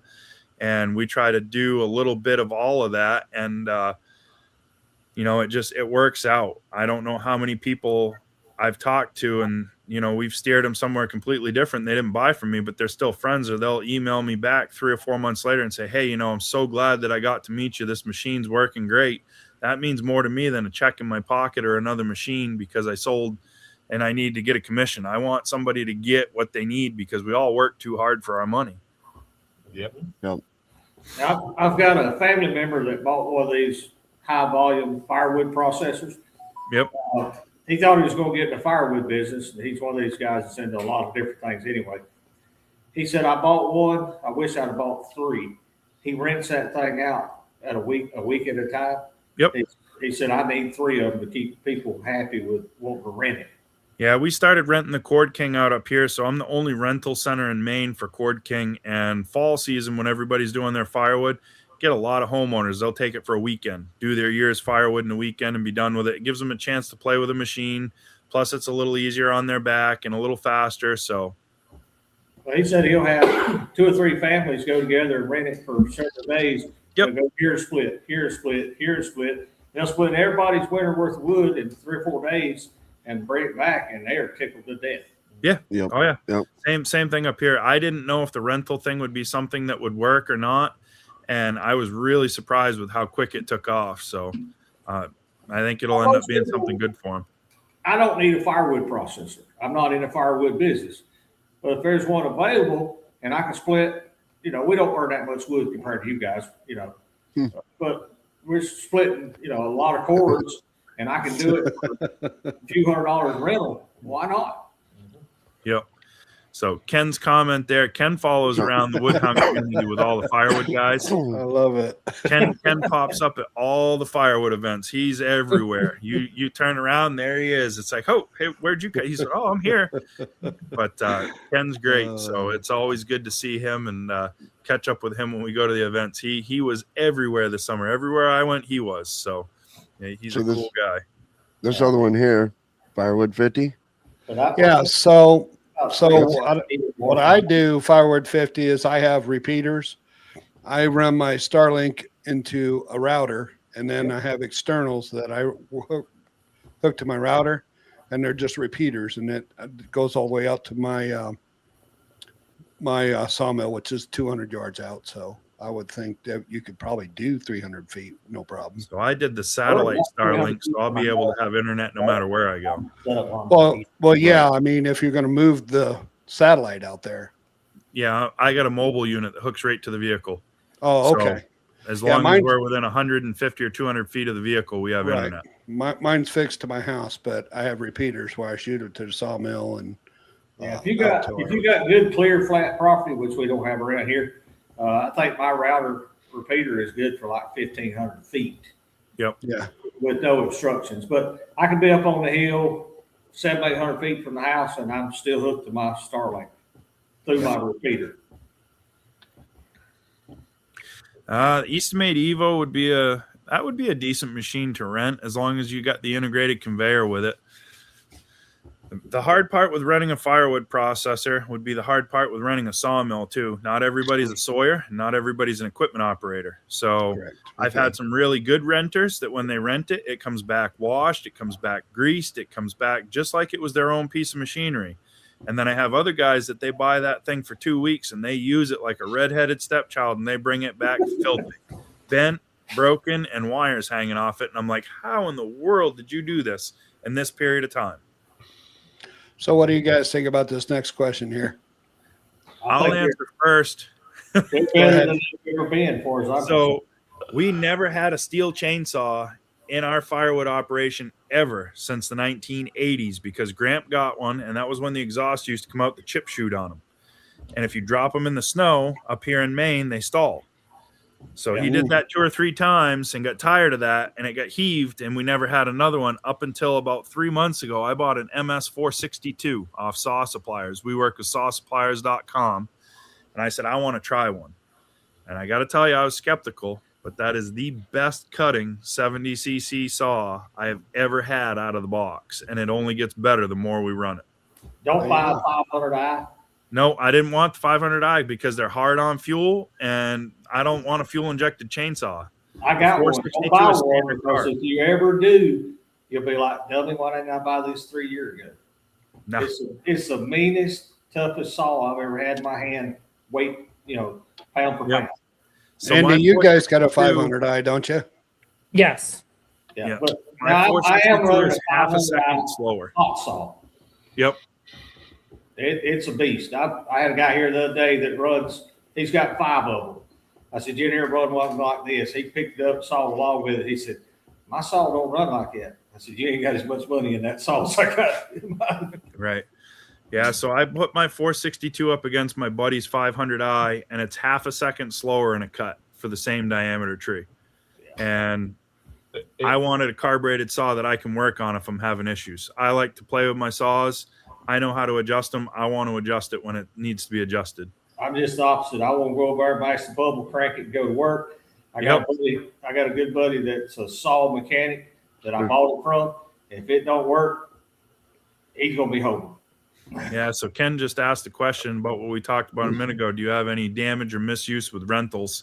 Oh, yeah. I had a guy that took the Cord King for a month, and I spent at least 1 full day a week for the month that he had running back and forth to fix problems with the machines and stuff like that. So it's definitely can be a buyer beware type thing. You got to look at who you're renting to. Josh and Janice, they're moderators on my channel. They just put our discount code for Saw Suppliers. So if you're looking for a Husky, Echo, or Steel chainsaw, 10% off and free shipping. Just put Willie 10 in the discount code, and Saw Supplier will take great care of you. They're a husband and wife couple that opened up a saw shop out of a 1-car garage, and now they have an old Walmart building that they've turned into a storefront, and they sell anything and everything that you could get in an outdoor power sports store. And if you don't see it, call and ask him, and he'll get it for you. Wow. So they do a fantastic job. There's Michael Wilson right there. Mike. Wilson's You didn't buy Forestry. that 500 either. Yep. Bought 400. He's out there in California. Got the Starlink. So we were talking about chainsaws a minute ago. Gramps' favorite chainsaw is a 359 Husqvarna. He's had bunches of them. And I got him one built by Aaron Lynch. Aaron Lynch built some really nasty ported saws. Got it shipped here, got it to the house. I gave it to him. I said, needs a bar and chain. He goes, I'll put a bar and chain on it. So he brought it over this morning. And I went to start it because Gramps' shoulders are a little bad, and I didn't want him to have to pull it cold. So I said, I'll start it. It kicked, and when it kicked, I pushed the choke in, and I pulled and pulled and pulled and pulled and pulled, and it wouldn't start. He looked at me, so well, that's a real nice new saw. Grabbed his old saw, started it, and went to work. So I set it down. I probably flooded it. Went back while he was running the tank through that saw, and I tried a couple more times. I pulled and pulled and it wouldn't even fire. So I was like, well, it must be cold, or I really did flood it. I'll bring it inside. I'll warm it up. And brought it inside, warmed it up, took it outside, tried to start again. Nothing. I'm like, what in the world? So I flipped it over and I opened the gas cap on it. Gramp never put fuel in it. He thought I pulled it. There was still paper towels in the fuel tank from where he put the paper towels in to suck up the extra fuel, so there was no fumes. I put fuel in it, second pull. The thing fired right up. And it runs beautiful. I called Gramp. I said, hey, I said, that saw that doesn't run, I said, does real good if you got gas in it. He goes, what do you mean? He said, I thought you put gas in it. I said, I gave it to you straight out of the box. I said, why would it have gas in it in the box? Oh, he said, I thought you filled it. So I looked really smart on our live stream this morning trying to start that saw with no fuel in it. So it just goes to show that even though you do this for a living, nobody's perfect. It's called being human. Yeah, that's it. You said people like the live stuff, right? Yep. Yeah, that's it right there. I mean, that was as live as it was going to get because you couldn't hide that it wasn't starting. So see you, Josh and Janice. I'll see you guys tomorrow night on our live stream. But yeah, it was a little humbling to be pulling that thing and not have it fire. Yep. That'll do it. You held your composure quite well. It is what it is. I mean, worse things have happened to better people, so I wasn't worried about it. There was 5 more saws in the back of Gramps' car. It wasn't like we were without. So, hey, Brandon, how you doing? So Brandon's out in Alaska.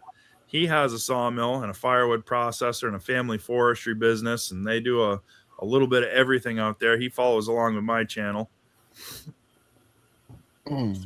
TJ Stone said compression test. It had plenty of compression. It wasn't pulling any easier, that's for sure. But it runs great when it has fuel in it. It only takes 2 pulls to get it running, so that's much better.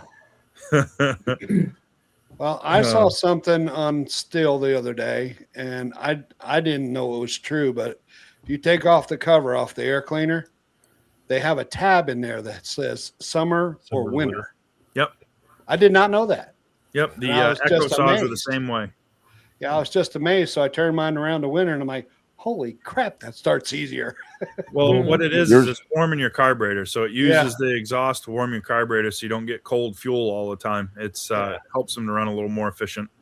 I was not aware of that until I saw that, and I'm like, wow. Okay. You need to switch back in the summer and all, Tim. Yeah. That's only for a day. Up there in the Adirondack Mountains, switching back to the summer is like 1 day. Yeah, I was going to say, we don't get much winter. summer up here. We had rain, 4 days of 90s, and then right back to rain again. So same and the thing here in Maine. Black flies, I'm sure you guys get those. Yeah, that's the Maine state bird. That's what we say. They sit and wait for the people to come across that bridge in Kittery. They got new feeding there. They just don't quit. No, they're terrible. And then usually when the black flies go away and it gets warm enough, then you get the deer flies. So. Deer flies, horse flies. Yeah. Oh, yeah. And then the falls, the no-see-ums. We just get it all. See, they got, what is it that they got down in down south? Gnats or something like that.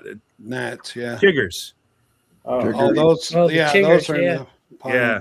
I experienced those one time. That was enough to let me know that I didn't like that and I didn't need them that bad. Those are worse than no-see-ums. Those things are terrible. Oh, yeah. They get in, they go in your hair follicle and you've done.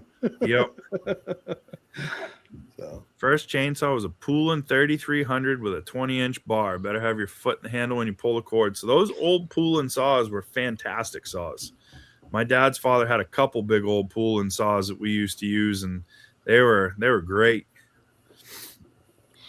Well, you laugh. I got a 20-year-old Wild Thing, and it's still running. So my dad's father, he was the king of Wild Thing Poolin No chainsaws. When he passed away, there was about 8 or 9 of those tucked under his bench because he'd always tell me, I got to go tune this up. And the next thing you know, he's got a brand new one coming home from Walmart. What's the matter? Oh, that one needed more work than I wanted to put into it. There probably wasn't anything wrong with any of them, but he just couldn't get them started, so he'd go get himself another one. Oh, me. Yep, I had one of those Wild Things. I got it out of a dumpster. Somebody took it back. It had a brand new bar and chain. I guess they couldn't get it put together. They gave their money back, and the store just threw it in the dumpster. I brought it home. My kids used it when they were little.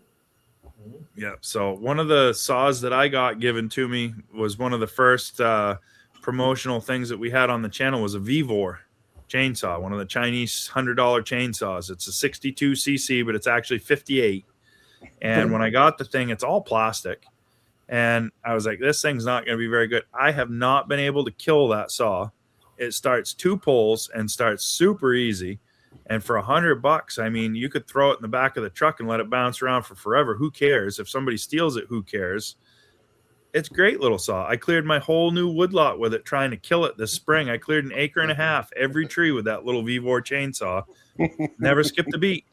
Yep. Well, I tell people, buy a chainsaw for your need. The chainsaw I need here at the sawmill is not the chainsaw a homeowner needs to saw firewood a couple times a year. Right. I want the biggest, nastiest thing on the market, because when I crank it up, I'm sawing through a 36-inch oak log, and time is money. Yeah, Robert, I'll be at the house tomorrow. Just give me a call. You need one of those Boss Hosses. Let's get the 350 in it. Yeah, big old 350 V8. Yeah. So when we went to Boonville, New England Pine had their hot saws. They had a 3120 and an 881. I broke the 3120. I broke the throttle on it at the show. Oh, no kidding. I carry around a spare throttle linkage with me everywhere I go now, just so that I can say that I can fix it if we break it. But those saws were pretty bad saws, that's for sure. Yeah. Yeah, it's the whole thing, going around to the logging shows and stuff, and we've been around long enough and our channel is big enough, having everybody recognize you or coming up and asking for your advice, your opinion, or what you think or what you would do. It's nice, but at the same point in time, I tell everybody, it all comes down to what do you really want to do and what do you really need to do, because what I would do and what you're going to do is 2 completely different things. What do you need to do and what are you really looking to get out of it? Yeah. Nope. Well, Rick and I were amazed this year because and it was really fun being, like you said, noticed and everything. And people were coming up to us, and we were hanging out at the Hudson booth. We had a little booth out there with them, and they were just coming up and, oh, we watch you guys all the time. And that's a great feeling. I don't care if I don't have 5,000 subscribers. I don't care. Being noticed, that's great. That's cool. So Chris in the Woodyard, his brother Kenny has been on a lot of his videos and stuff, and Chris has probably one of the biggest firewood channels on YouTube, and his brother wears a shirt that says, I do not have a channel. And he walks around the shows with that shirt on, and people recognize him because of his brother's channel, but his shirt always says, I do not have a channel. And on the back of his shirt this year, he said, my name is Ken. It's still a weird feeling, guys. I was 200 miles away from home today. We stopped at Cracker Barrel, got something to eat, had a very good meal, very good waitress, and I handed her a card when we got done. I told her, if you get a chance, check out our YouTube channel. She put the card over and said, my husband watches you already. Yep. Yeah, we went out to breakfast at a local place a half hour from the house or whatever, and when we were having breakfast, the waitress comes over and she goes, I know this is going to sound really strange, but one of the waiters out back, his dad watches your YouTube channel all the time. Would you sign an autograph for him? And I'm like, what? I'm like, yeah, I guess so. I signed it. My wife got a kick out of it. She was taking a video of me while I was signing the autograph. She goes, what are you doing? I said, signing an autograph. She goes, we can't take you anywhere. I said, I don't know. It's, it's weird. Yeah. It's an awesome feeling. Yeah, but I mean, as long as you're putting out decent content, you're not misleading people or anything like that. At the end of the day, somebody asked me, what would you do if you couldn't do YouTube or you couldn't make content or anything like that? I said, I'd still have a firewood business. Well, you talk about original content. I do all of our shorts. Rick does all the long forms. And so I was playing with AI the other day where you can just take a still photo on a short and you can make it into AI. It's like an 8-second AI. And so I did a couple like trout with Rick and I holding a trout. People got so mad. Don't start that crap. Don't do that. Stay original. You guys have been original. Don't do that. And I'm like going, wow, it's just two little shorts. But well, that was no different than me trying to put music over the chainsaw on some of our long form videos, and they came out with pitchforks and torches ready to burn us down. I got to listen to the saws every day, so I was like, maybe somebody would like some nice music over this or whatever. And it wasn't odd or strange music. It was normal. And man, oh man, they did not like that. Take that music down. Don't do that. And I was like, all right, fine. Listen to the chainsaws. I don't care. Well, wasn't there a chainsaw song at one point? Yep, there is. Yeah, there's a couple of them. Yep, like Jackal. Yeah, Jackal. That's it. Yep. Yeah, so that I think I did that in a couple of shorts too, and people didn't like that. We want to hear the real saw. So, my buddy, I was telling you, does the firewood business.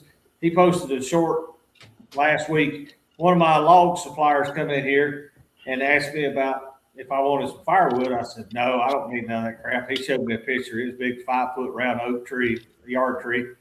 I said, I got a guy down here who does firewood. I don't want to be in the middle of it. Here's his phone number. You call him. You deal with it.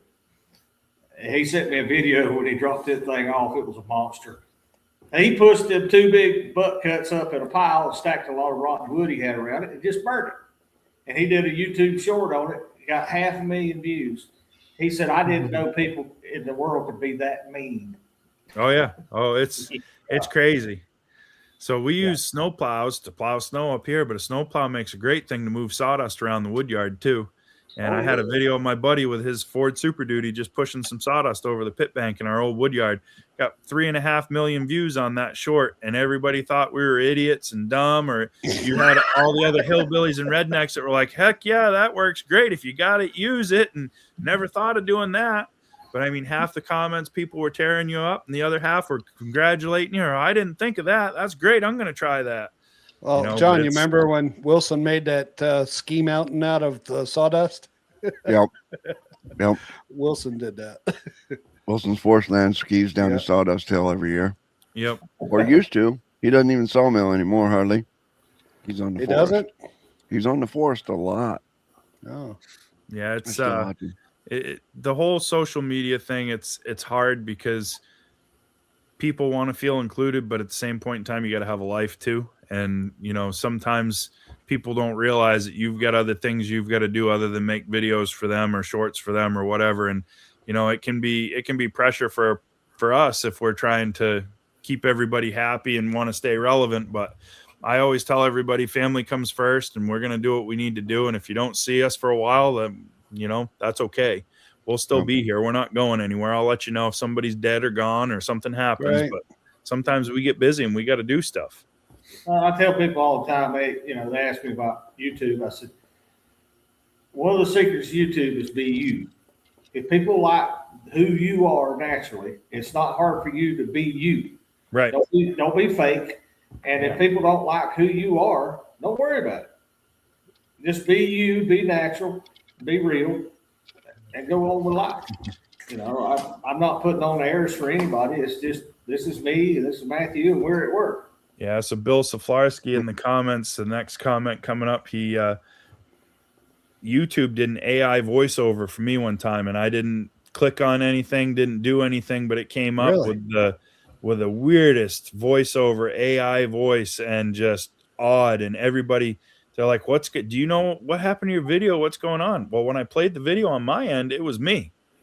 But if anybody else played it, it was an AI voice. And I mean, just way, way strange. And I still to this day don't know why or why it happened. Somebody might have hijacked it on you or something. Well, because up there in Maine, you don't speak English. So Well, I don't have the Maine accent, so I can You do the do, Maine a little accent, bit. but I don't have the Maine accent. We're not going to park the car in the dooryard and go run off Right. to the timber, but we can do it if mother says we need to. In the Right. timber. It probably just saw it was from Maine and figured that's a foreign country, so we got to translate it to English. So they did So an like AI translation. Allen Family Firewood, Phil Allen, he's got a wood miser mill, and Phil's got the Maine accent through and through, thick as thick can be. And somebody's like, "Well, you're not from Maine. You don't talk like Phil does." I said, "Just because he talks funny doesn't mean I need to." I said, "It's not my problem." There you go. You get I enough went already. to Virginia to visit my friend Ryan, and I stopped at a gas station real close to Ryan's house before I got there to get fuel. And I went in and I thanked the lady, and she looked at me. She goes, "You're not from here, are you, darling?" I said, "No." I said, "Why do you say that?" She goes, "Oh," she said, "I just could tell." I said, "Okay." I said, "Well, that's good." She said, "Where are you going?" I told her. She said, "Oh yeah, that's just up the road a piece." She goes, "Y'all have a good day." I said, "Yeah, you too." But yeah, it's funny. I get a lot of Northerners who make a comment about how I say two befores, and I'm like, I don't know any other way to say it. Yep. Yeah. Yeah, William Klein said, "Didn't we make a short using a snowblower on sawdust?" We did. The first time I had my mill up, Dave was using my mill to mill lumber for an addition on his shop, and the sawdust got built up. We were tripping over it, and he's, "Hang on, I got an idea." He had a Toro single stage snowblower, and next thing I know, he's running beside the mill with the snowblower, blowing all the sawdust out of the way, and I made a short of it. I figured it'd get all kinds of views, didn't hardly get it's weird. Spot for views. Hello, Joe. How you doing? Hey, Joe, how's it going? Welcome in, buddy. There he is. Joe Maine, the sawdust wasn't much heavier than snow was by any means, but the rocks underneath threw a good distance. That's the best add-on you can do to any mill is a vacuum system, guys. Oh yeah, keep the sawdust away from the mill. So we were talking already this spring. We want to make a slab and we want to put a brow in for the mill. Just make it out of timbers and make a foldable ramp so that we can roll the logs down onto the mill, but so that we can stage ahead and have half a day worth of sawing sitting next to the mill without having to run back and forth with the tractor all the time. And just anything we can do to streamline it, because where Dave and I both have other streams of revenue and business that we have to take care of, the sawmill is going to be the side hustle for us. So we need it set up, we need it filled, we need it ready to go, so that when we have 2 or 3 hours, we can just get there and go. So that's what we're going to kind of go after, is try to, put a pole barn over it with a roof, so that if it's raining, we can be sawing in the rain. We don't have to be outside in the weather, because neither one of our other jobs we want to be outside doing when it's raining. So if we've got it covered and we got a slab, we can sit there and saw and still be making money even on the bad days. So however big you want your sawmill shed, make it as big as you want. Yep. And then double it. Yep. And that's no lie. I'm not kidding. Yep. We made an 1.5 acre wood yard, and I thought this was going to be all kinds of room. We got room for the tractor trailer to come in, swing around. It's all flat, it's graveled. There's nothing in the way. I already wish it was twice as big. Yep. It's just, it seems like you got so much room and all this stuff, and then all of a sudden you're looking at it once you start getting to use it, and you're like, holy cow, I'm running out of room already. What are we going to do?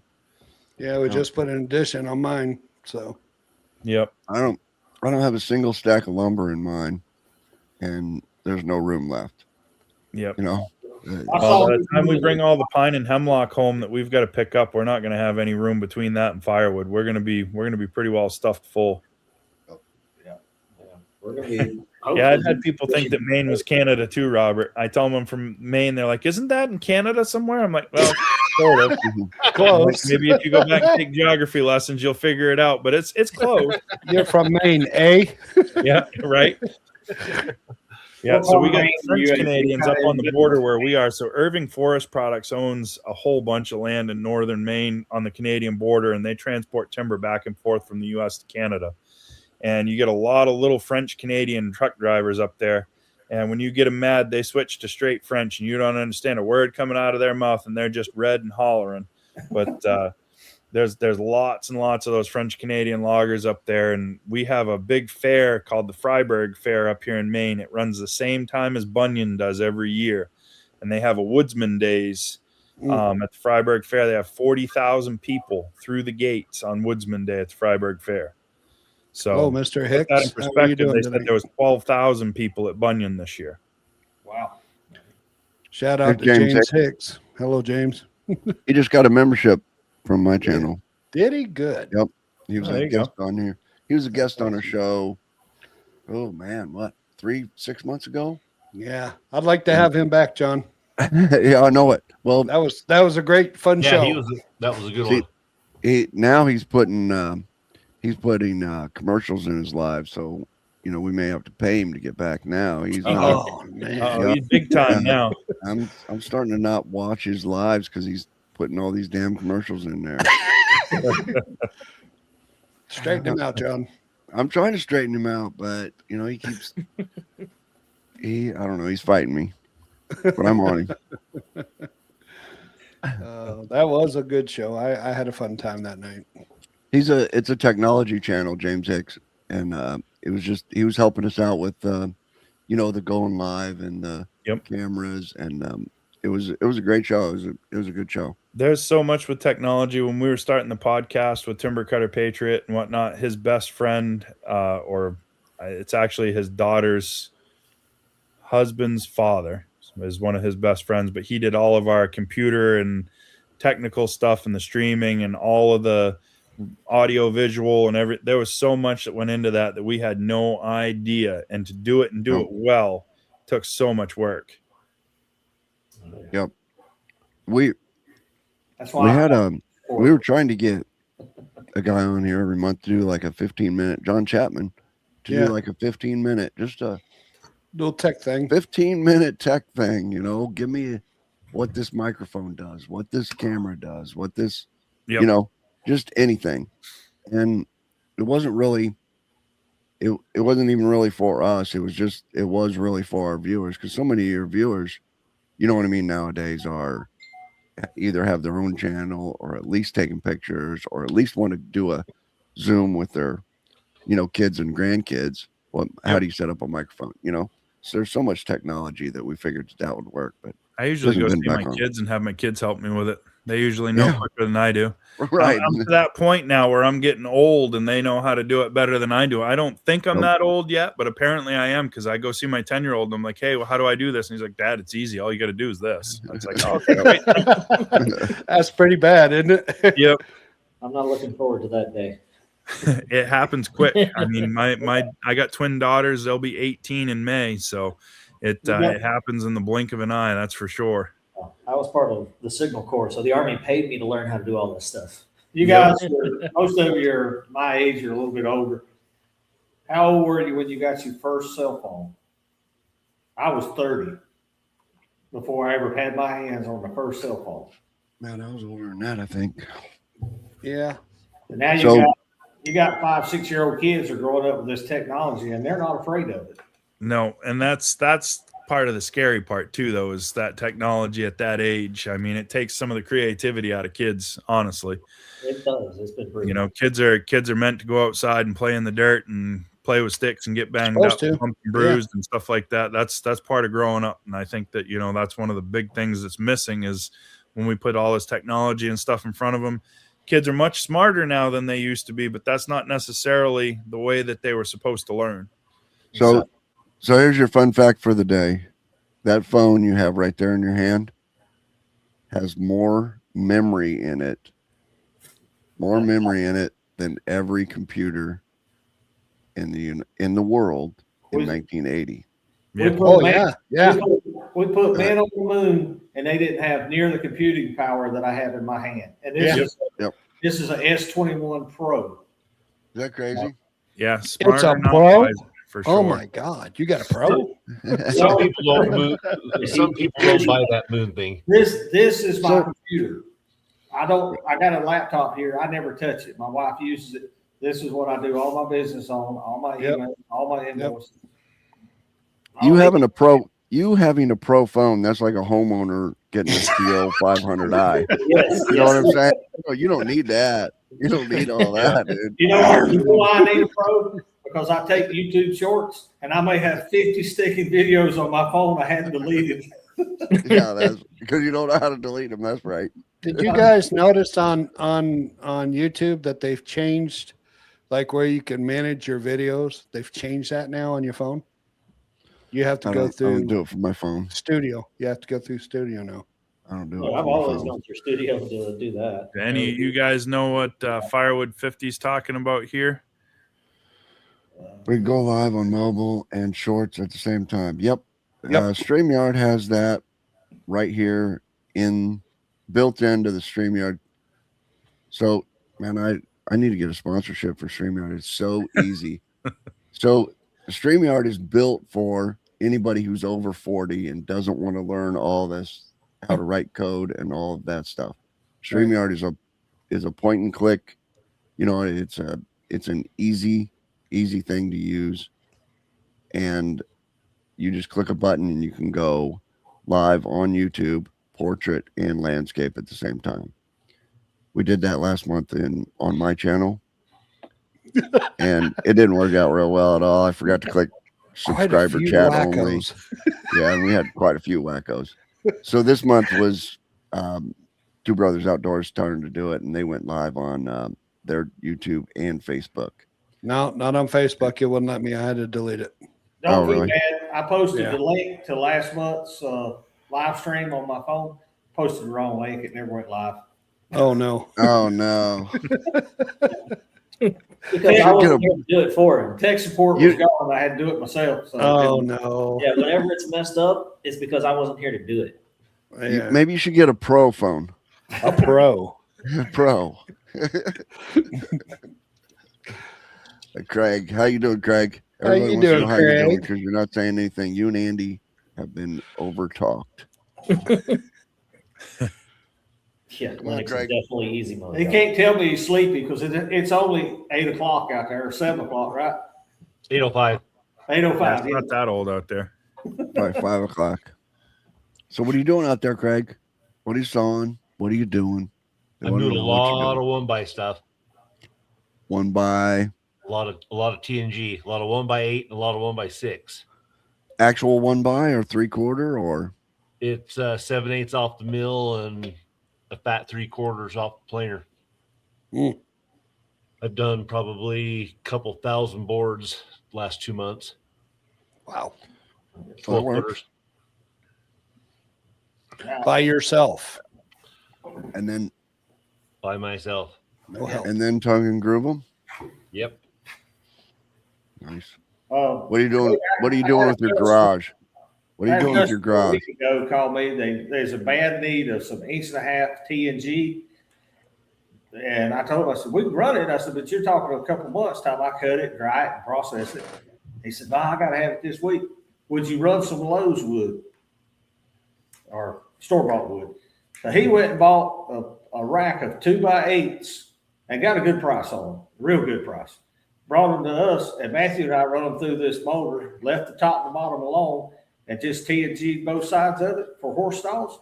And he was tickled to death. I did that 2 winters ago. I did some 1x10, some 2x10 siding, Doug fir, and we ran 3 units, 160 pieces in each unit. That's another thing you can do with a motor. That's the value added part that we were talking about earlier. It's it's Support being able equipment. to provide that service for a customer when they're in a pinch. So Mhm. You're doing something with your garage. I want to know about your garage, Craig. What that's Your garage. my garage is my sharpening and my molder planer room for now. Have you cleaned out Mother's front yard yet? Yeah, I thought you. I have to keep the garage somewhat clean because the mill's right there. I thought you were. Oh man, Where's Craig, this going? Where's it going, John? his wife is going to kill him. He's supposed to clean out the garage for her so she can park her car. Hey, dude, she's in the other room. Keep it down. I know, that's Come what watch I'm the saying. video. Don't make us get her on here again. Yeah, No. I ain't giving you any more $20.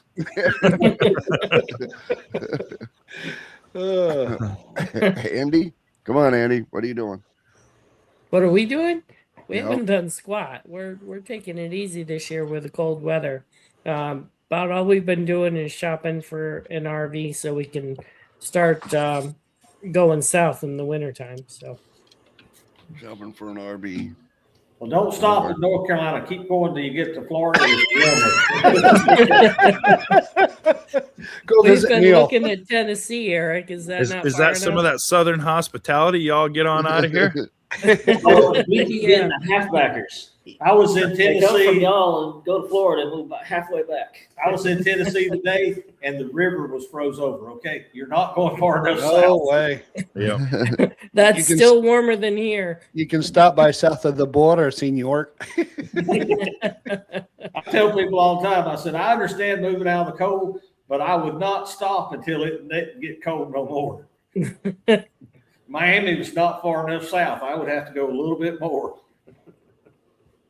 I was looking at Florida the other day, and I was appalled at aerial views of Florida. There's no countryside there anymore. It's totally developed. Oh yeah. Absolutely. I'd go nuts. Unless you go like north central Florida, that's about the only spot left. Yeah, the Panhandle was about it. Moving in, the whole state's just. My daughter lives down in Melbourne, and we've been going for what 10 years. 10 years or more, traveling back down there, and every time we go, it's just boom, bigger. To go back next year, boom, bigger. I had no idea it was that developed. It really surprised me. Yeah. 8 degrees in northern Missouri. That's cold for Missouri right there. Yeah, it is. Oh, I thought he was talking about the degree of his bandsaw blade. So that would be 8 degrees in northern Missouri. Yeah. Last year I went to North Carolina to show off the new log splitter when we got our new Allwood to a couple of potential customers. And when I got down there, they were calling for snow. And one of the guys that I stopped and saw, he goes, listen, he goes, if you want to get out of here, he goes, you better go. I said, what do you mean? He said, well, we're getting like 2 or 3 inches of snow. I was like, yeah, okay. I said, what's the deal? He goes, they'll shut the roads down. He goes, you won't be able to go nowhere. And I said, what? I said, for 2 or 3 inches of snow? He goes, oh yeah. He said, they'll shut everything right down. He said, you got to get going.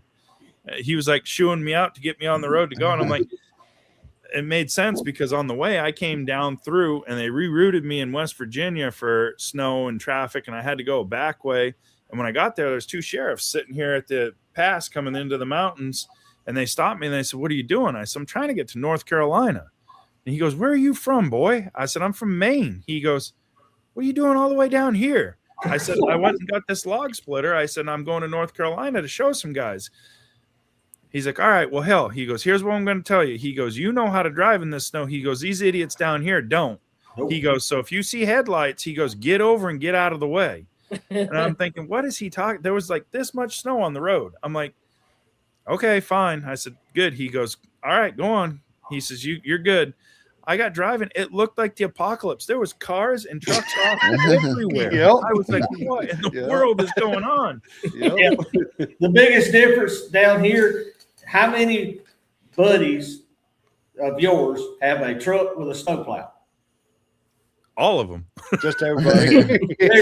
There's 3 in this county, and they're all owned by the state DOT, and they don't know how to run them 3. It was just the weirdest thing to me that 2 inches of snow, we're shutting roads down, and there's cars off everywhere. I'm like, what is going on? Oh, they ain't got no sense. They won't slow down. Shoot. Go to Georgia, half an inch, and they got the entire state shut down. I get 2 inches of frost here. Yeah. We get some cold here, and you get we call it hoarfrost in the ground. It drives the frost. It looks like icicles sticking up sideways from the ground and crunch under your feet. Yeah. No, we get the Russ, I was watching your build on your giant firewood rack or for your sales rack. Your shop is heated. How do you heat your shop? Oh, I got ragged for that too. That's not my shop. That's my buddy Dave's shop. Pellet stove. So guys in the background saw that pellet stove and they go, a firewood guy with a pellet stove? What's going on? I said, it's not my shop, guys. I said, they said, but it's your friend, isn't it? I said, doesn't matter. I said, it's not my shop. I told David, I said, you got to put a friggin' wood stove in. He goes, why? I said, because they're bitching at me because you got a pellet stove in the background. I said, it's not my shop. But yeah, they got all over me because there was a pellet stove in the background. I said, hey, the pellet stove's running there. We're drying the mill off, getting ready to go. and getting it thawed out to service it. And they're like, pellet stove? What kind of firewood guy runs a pellet stove? And I'm like, it's not my job. Hey, they're little mini logs. Yeah, they're just little teeny ones. So after that, David and I got talking about it. He goes, well, I got the tractor. We got all kinds of sawdust. He goes, we ought to try to make some pellets. So somebody commented on one of my Facebook shorts about the pellet stove. And I said, that's fine. I said, you can follow along. We'll show you some more interesting ways to waste your money. I said, we're thinking about making pellets. I said, if it doesn't work, I said, you can buy a setup and not have it work too. I said, we can waste money together. The guy's like, well, that's not very funny. I said, neither was picking on me for a pellet stove. I said, but you're commenting. As long as people are willing to keep it fun and light, I don't mind. But if you're going to curse and swear and stuff like that on the channel, I just block you and you're gone. But as long as everybody's in good fun, I'm okay with it. Yeah. If you don't have a thick skin, don't get on YouTube. Oh, yeah. Now, TikTok is the worst. If you really want to find out what's wrong with you, start posting on TikTok. That's like the Wild West. The comments that come out of there, my God. Yeah. Don't get rude and nasty, because it's my channel and I got that button that says delete. Yep. And I can't do that, but I'm not going to let the good people that watch my channel have to read that garbage. No, and I'm not a little guy by any means. I'm about 300 pounds, and I get all these comments. You look like you're one cheeseburger away from a heart attack, or you need to swing that axe a little more. So I had a guy today. He got on my live, and he was saying, hey, he goes, you need to swing that axe a little more and put that log splitter away. I told him, I said, listen, I said, anytime you want to come up to the yard, I said, you grab an axe and I'll grab an axe. I said, the first man to stop swinging loses. I said, I guarantee it won't be me. I'll kill myself before I lose. That's great. I'm gonna have to remember that. One cheeseburger from a heart attack. Yeah, I love that. Yeah, it's wild. I mean, it's crazy. And then we go to the shows, we go to some of these charity events and stuff like that, and I always bring a Fisker's axe with me. I love to swing by hand. Yeah. And a few people actually see me swinging and they're like, holy cow, you're serious. I was like, I like to swing an axe. I said, I don't give up and I don't stop. Ryan Willick, my friend in Virginia, he had a reel of me that went viral of a piece of red oak. It had a knot in it, and the axe was just bouncing. And I was swinging. I was hitting the same spot every single time, and it wouldn't go. So I flipped it over, and of course, when I flip it over and I go to swing once, that one swing split it open. He stopped the video right where I flipped it over. Everybody was watching that video. Oh, another retard with an axe, doesn't know what he's doing. Look at him swing. Somebody should tell him that he's not going to split that by hand. Somebody should tell him they make a log splitter. I mean, it was the comments. Ryan was laughing till he had tears running out of his eyes. He goes, man, I think I got a few more pieces over there for you to go split. He said, let me go see if I can find them and I'll roll them over. I said, frick you.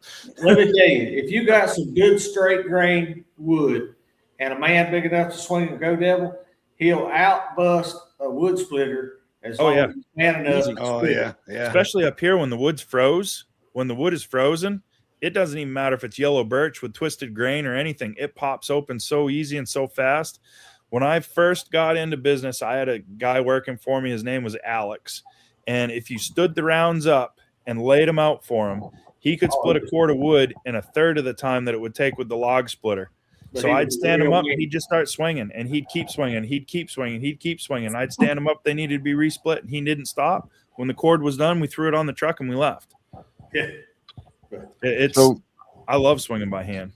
Speaking of rude comments, right here, this one, Wilson's Forest Land says it was 60 here in the mountains in Southern Oregon today. 60. I had 6. Does that count? Rude. How rude. How rude. Come on, Michael. I don't know whose channel he's watching, but somebody please block that dude. That is rude. Michael. I hate to tell you, last week, Monday, it was 70. Yeah, I know. It was sweating. It was bad. Well, in all, we went from 70 to 20 in the same week. Well, it was 45 here, Eric. It felt like summer. Cyberg said most splitters would choke at knotted red oak. What I find is most guys that use log splitters don't know how to read the grain of the wood that they're splitting. And if most people really knew how to read the wood, they'd find that they had a log splitter that would split everything that they could possibly put on it if they knew what they were doing. And that's one of the things that's so hard to show with a camera is when you have a piece of wood and you put it on a splitter, to be able to show how that's positioned to get it to split so that you're not breaking the machine and you're not busting your back to do it and everything else. There's a lot more to it than just putting it on there and hitting that lever and saying go. Because I've seen guys bust machines left and right that just threw it up there and thought it was going to go. So, yeah. Or you can overbuild them. Yep. Dad built one 45 years ago. It's on a big 12-inch I-beam, PTO off tractor. You can take a 12 to 16-inch log, turn it sideways, and snap it in half. Yep. So Bobby from Allwood, he's all about custom. He's all about big. He's all about building you what you want if you want to stroke the check for it. So he had a guy come to him, and he said, I need a big log splitter. He goes, turbo diesel, 50, 60 ton, true split pressure. He goes, something big. And Bobby's like, oh, cool. He goes, well, how many cord a year do you split? And the guy's like, about 10. He goes, so what do you need a splitter like that for? He goes, tax write-off. So he built him a great big splitter, and he's built a few more of them. They called it the Redwood series. It runs on a 70-horse turbo diesel through a 16-way wedge, and you can put the wood the wrong way in it and hit the foot pedal, and it just blows right through it. It never slows down. The thing is, it's unreal. Yeah, what Dad's got's way overbuilt, but we got it gated down where it's it's dependable, it's slow, it's steady. You don't want a splitter that's going to go wham. No, when you my splitter goes like that. My splitter's a 2-second cycle end to end through an 8-way wedge. It's the fastest commercial splitter that's built on the market right now. And I'll tell you, if you're not paying attention with frozen wood, it'll catch your attention real quick. But you don't have your fingers in there loading it. It's going in a chute. Right? Oh, no, my fingers are in there loading it. Watch the videos. You'll cringe with everybody else when you watch it. They're right there. You got to get that wood in that trough. It's not going to load itself. So, but that's one of the things. We went live today, and we did a cord of wood just with the 4-way wedge, resplits, and however it came off. We did a cord of wood in about 30 minutes. Yeah, and that was just 2 of us, just kind of fooling around, not pushing hard. But you don't run that on a day that you're not feeling good. No, you don't. And it's got a cup holder. That cup holder is not for beer on that splitter, I can guarantee you, because a couple beers and you're going to be missing a hand or some digits or something. Yeah, that's the way I look at splitting wood with pop splitter. If you're having a bad day, go mow some grass. Yep. Come back when your faculties are all good and you're calm, because you got to be 100% focused, putting the wood in there, fingers out of the way. The guy that's running the handle, his job is to run the handle and do nothing else, Yep. Because bad things happen quickly, Show your finger there. So that was the other thing I wanted to tell you. How do you sell your firewood? By the cord, by the truckload, so we sell it by state of Maine law. It has to be sold in cord increments, no matter which way you break it up. Yep. Okay. And I actually got in trouble with my roadside firewood racks because it wasn't labeled in cord increments. So if I call it campwood instead of firewood, I don't have to sell it in cord increments anymore. I can sell it in whatever increment I want. How stupid is that? Yep. So our wood beside the roads is campwood. Even though it's all hardwood and it's firewood, it's campwood. So we can just put $5 bin, $50 bin, whatever. But as a general rule, all of our wood's sold by the cord. Our dump trailer holds 1.5 cords, and it's state measured and legal. So state of Maine says 180 cubic feet is a loose thrown cord.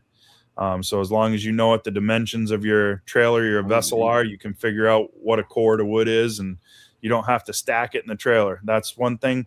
The boys down south don't like that. They get real uppity when you have just a loose load of wood in a trailer, because I wouldn't buy no wood from no man that ain't going to stack it and tell me what's in it. And y'all ripping people off. How do you sleep at night? And I'm like, listen, I've been selling firewood for 10 years. We sell 500 or 600 cord of firewood a year. I have one complaint a year, and I can tell you who the complaint's going to be before the wood comes off the truck. Other than that, there's no complaints. So, it's knowing what you're doing and paying attention to it. And, it's, like I said, we have very few complaints, and I can usually tell you who that complaint's going to be before I get it.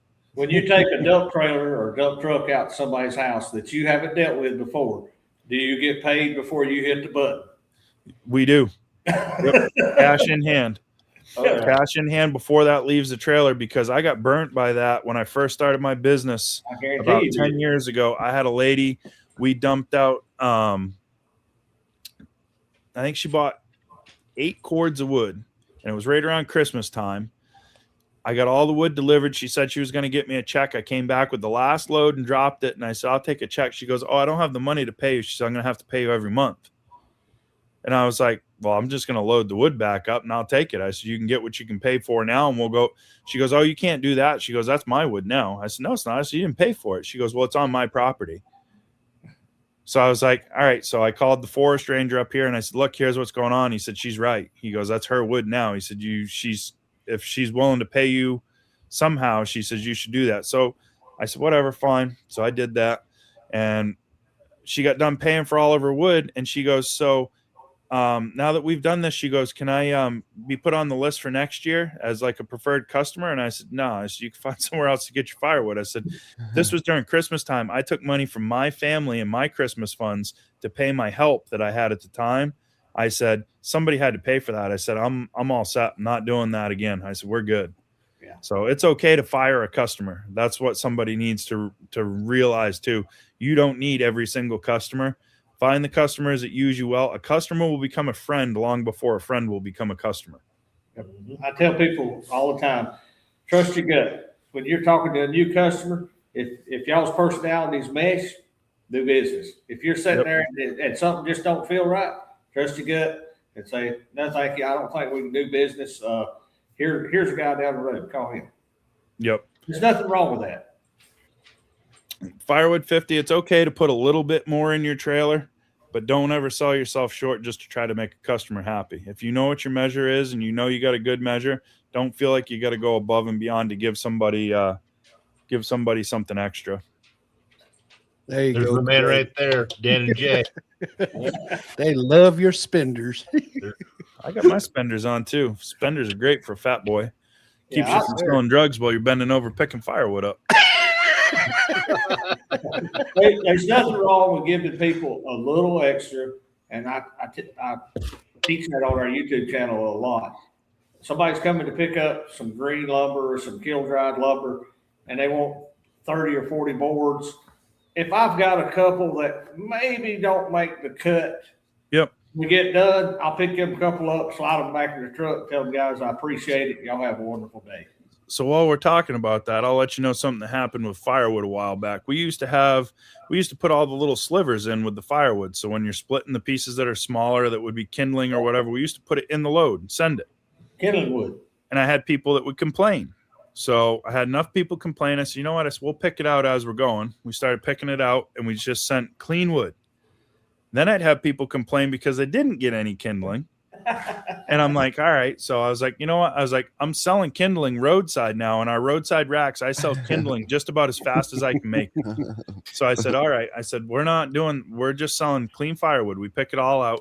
So I'd tell them, no, we don't do that anymore. And they'd say, oh, well, do you sell kindling? So yeah, we sell kindling. Oh, great. I'll take 3 or 4 bags or 5 bags, whatever it is. And I'm like, you could have got it for free if you weren't complaining before, but now you complained and now you're paying for it. So Now, you get anything, we call it the South, fat, lighter wood. Yep. It's Fat pine wood. stumps that they brought it down to just the pine rosin. That's all that's left. Yep. Yeah, we don't get fat wood up here. We get a lot of cedar. So we use a lot of cedar for kindling up here. So we'll use cedar, but all of our kindling that I sell is just hardwood slivers that come off when we're splitting. When we're running the multi-way wedge, if you get a piece that's 16 inches long and it's just real thin, I toss it off the side. It dries so fast because it's split so small anyway. We just, as quick as we get it, we sell it. Yeah, down here, the southern yellow pine, when you cut the tree off, if you'll leave a tall stump, you can come back 8-10 years and it's just pure lighter. Fat lighter. Yeah, I miss that down south. And you nice. can make a match. Yep. And Just light it. Yep. It's like kerosene. It just lights right off.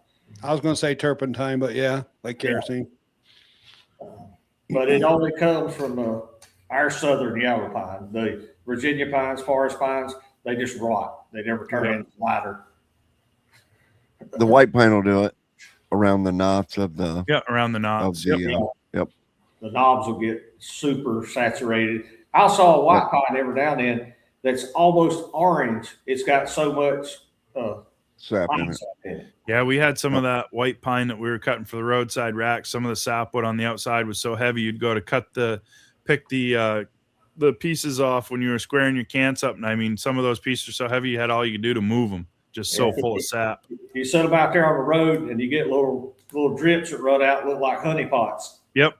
Yeah, and then the skin on the yellow birch will also light anytime. Yeah, so dry. We get white birch and yellow birch up here, and the bark is really good for that. So I have to laugh. My stepson was in Boy Scouts, and we went to an event in February one time, and it was raining and snowy and sleet and freezing rain. And a lot of these parents, they weren't outdoor parents. You could tell they're all, I was like, we got to start a fire. And the guy's like, how are we going to start a fire? Everything's soaking wet. And I was like, this is Boy Scouts, right? And he's like, yeah. It's like, well, I said, hold on.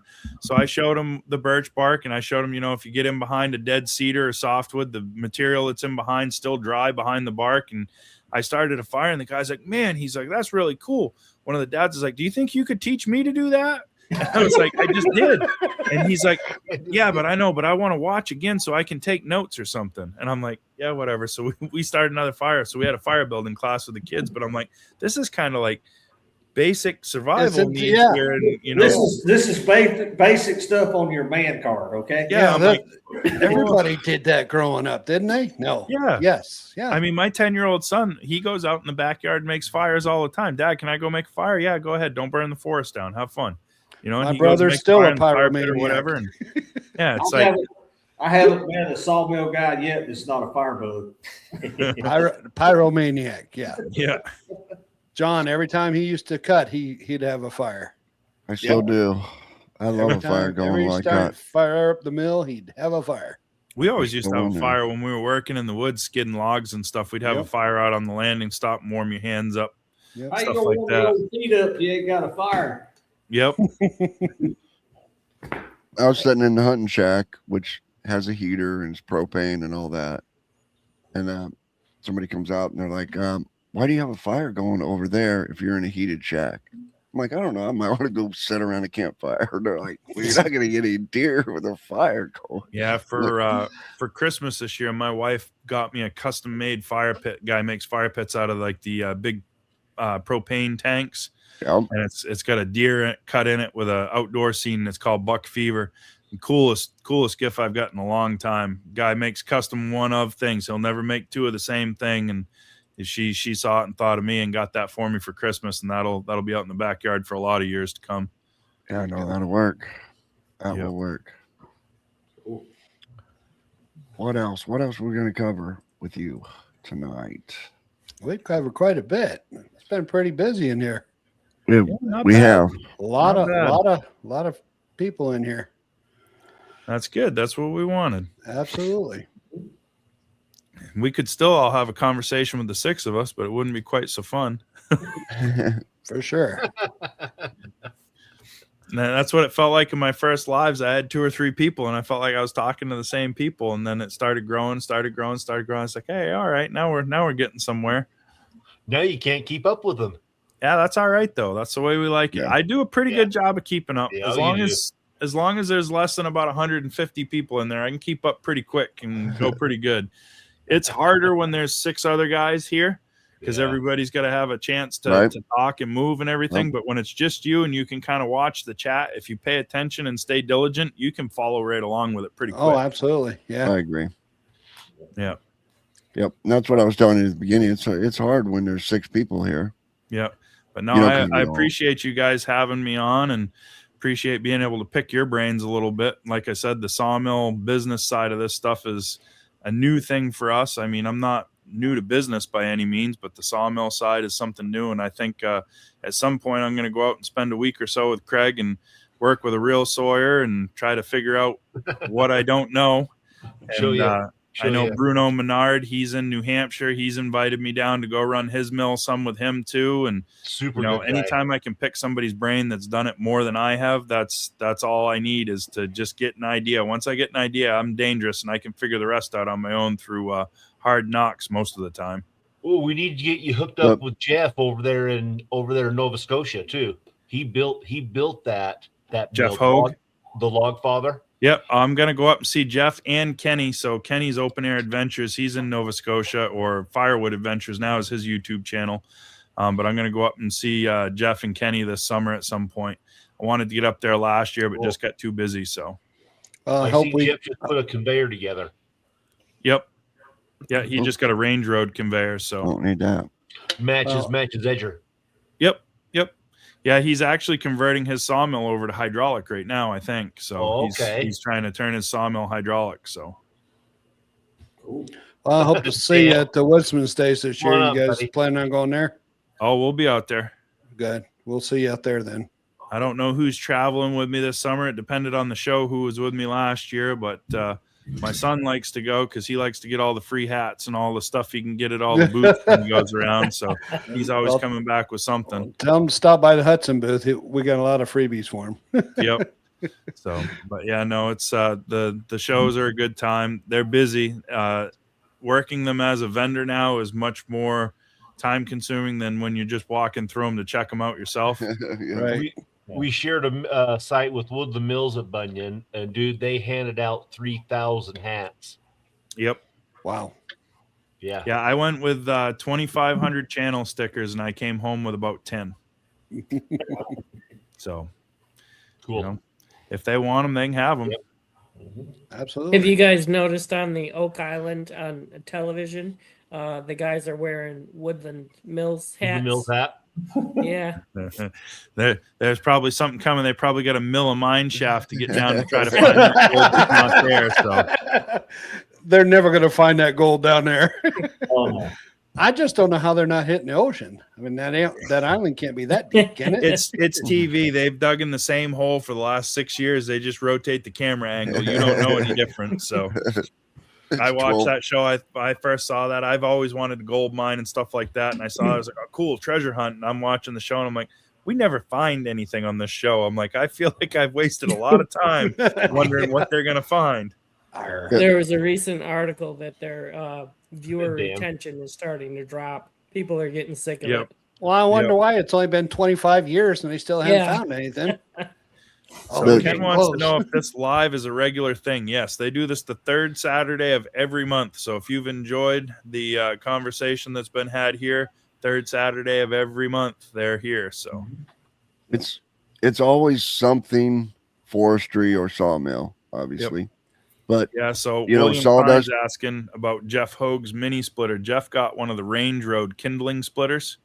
So that's what he's talking about. Those Range Road kindling splitters are pretty cool. They're made just for kindling. I think it's got to be 10-inch or shorter wood to put in them.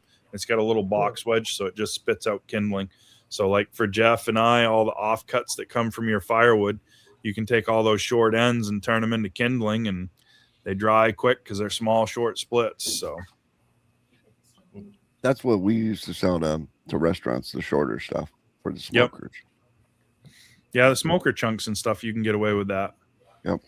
Yeah, I was thinking about you today when we went in Cracker Barrel. Walked by there, and they got the big old open hearth, and they had a fire burning. I said, somebody like Russ is selling them firewood. They're getting it from something. So Alan, TKP, he had like 6 or 7 Cracker Barrels that they used to do down in his area in Indiana, and a couple of barbecue restaurants. Cracker Barrel, they burn wood from like, I want to say he said October to April. So they try to keep a fire going in the dining room during all that time. So that's what I tell people all the time. If you want to be self-employed, find a need that you like and fill it. Find a need and fill it. Yep. So during the summertime, Russ, what do you guys do?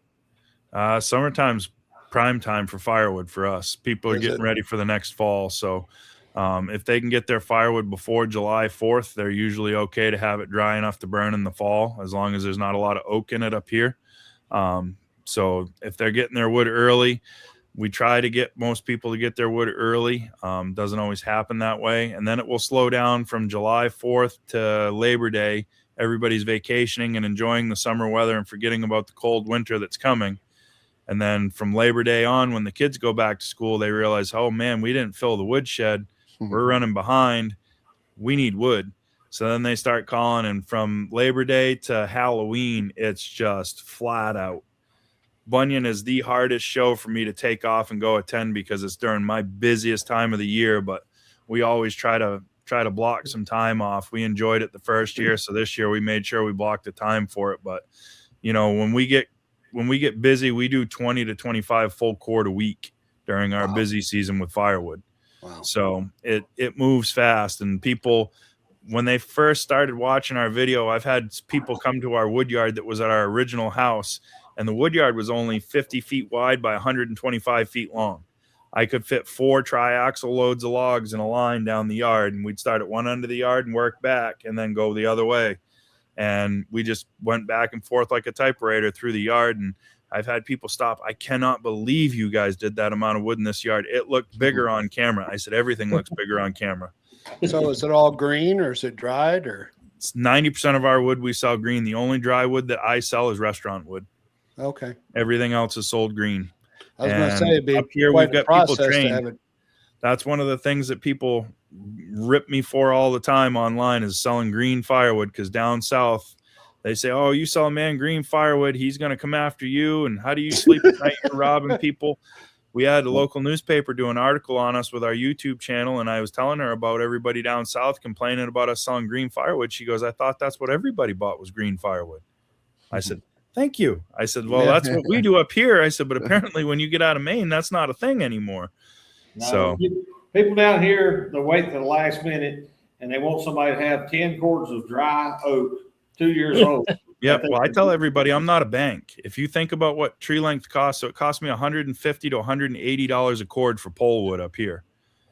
If I got to sit on 1,000 cord of wood, it's $180,000. I'm not sitting on $200,000 worth of wood for anybody. Oof. I don't even sit on it for myself. Most of the time I burn green ash in my wood stove. Yeah. Yeah, but would you set on it for another $300,000 No, in addition because to? you're not going to get $300,000 you know what I mean? out of it. And with firewood, there's no loyalty in firewood with residential customers, because if they can buy it from John for $10 less a cord, they're going to buy it from John. They're going to say the heck with Russ. Yep. Right, but you can't buy it green around here. Yep. You know what I mean? They won't buy it green around here. That's what they say So up I've here got to too. set- And I proved them wrong. It took me 12 years to get there, and I make my living doing it now. So I smile every day when they tell me I can't, because yes, I do. And yes, I will. So do you do like totes, or do you just? It's all loose. All So loose? right into Okay. a dump trailer or a dump truck and right to the customer. Gotcha. Yep. Okay. Yep. Because I know around here, a lot of the firewood people here, they do green, but they put them in like totes. IBC totes and stuff like that. Correct. Problem is the Jeff's all- IBC totes Jeff's up all here are like green too, $100 isn't a he? piece. Yeah. Let me ask What's you that, real quick, when you sell it out on the highway, those people are expected to load their own cord into their vehicle, right? Yep. Okay. So that helps a lot. Yep, it does. And you're not paying to deliver and traveling to deliver it. So you get your transportation costs taken out of that. So it works out better. The roadside racks are your best profit margin for sure, because there's less handling and everything else. So How about your delivery? It's a driveway dump. yep, driveway dump. I mean, within reason, if I know it's hard, solid ground, I'll run around the back of a house or something like that and dump. But if I've never been there, if the ground's soft and we've had rain, I'm not putting my 16,000 pound dump trailer and truck out on your lawn to get buried. So, I mean, we use judgment. This time of year, everything's frozen solid. I'll go wherever they want. If there's no snow, we'll go wherever. But it's judgment. And that's one of the reasons why I like to do all the deliveries, because it's only me that I can blame if I do it. When I had employees before, I mean, we had some issues where they'd get stuck or they'd make ruts in somebody's lawn or whatever, and somebody was upset and unhappy. So when I had employees, it was driveway dump only. You dump it on a driveway or a hard surface and off you go. But with me, I'll make the judgment call myself. And if I put myself in a bad spot, it's only me to blame. Yep, I agree. So you have like what, electric hydraulic trailer? Yep. Yeah, I got a 14-foot telescopic dump trailer right now. We had a 16-foot before. The 16-foot's too long for in town. You can't get cranked across the street and into a narrow driveway. So we shortened up and went 14-foot, and that made a pretty good difference. And a trailer is much, much cheaper to maintain than a dump truck is. So I was going to say that's the way to go. yeah. Dump truck is easier all day long. Don't get me wrong. I'd love to have a dump truck again because it's just so much easier, but a dump trailer is a lot less maintenance. Yeah. How many cords can you get in your dump trailer? 2 if I heap it, and 2 looks a little obscure, especially behind my Toyota Tundra. That was what I had on it today when it decided it didn't want to do it anymore. But 1.5 cord fits real comfortable. And as a rule, most of our customers buy 3 cords. That's usually what their order is. That's the biggest bulk of our orders is 3 cord orders if they're heating with wood for the winter. So 2 trips and they're done and taken care of. So it works out pretty good. Yeah. Well, you're in a good market down here where we're at. Our weather is mild and people have gotten out of the wood burning business. Up here, there's a huge population that heats with wood up here still, especially an older population. They grew up with wood. It's what they've always had. It's what they like. I mean, our house that we have now, our new home, the only heat is wood. It was made with just wood heat when it was built a couple of years ago. We're going to put an outdoor boiler in just so that we got a little more flexibility and whatnot. But I mean, we've got a Fisher wood stove that heats the whole house. So same here. That's what I got, Fisher. Yep. We don't have a overly large house either. It's a small house, and that's all you need. Yep. I like it. I grew up with wood heat. If you grow up with wood heat, a heat pump, forced air is never the same. We tried a pellet stove one time, and it's just dusty and noisy. The fan's always running, and we took the pellet stove out and we put a wood stove back in. Yeah.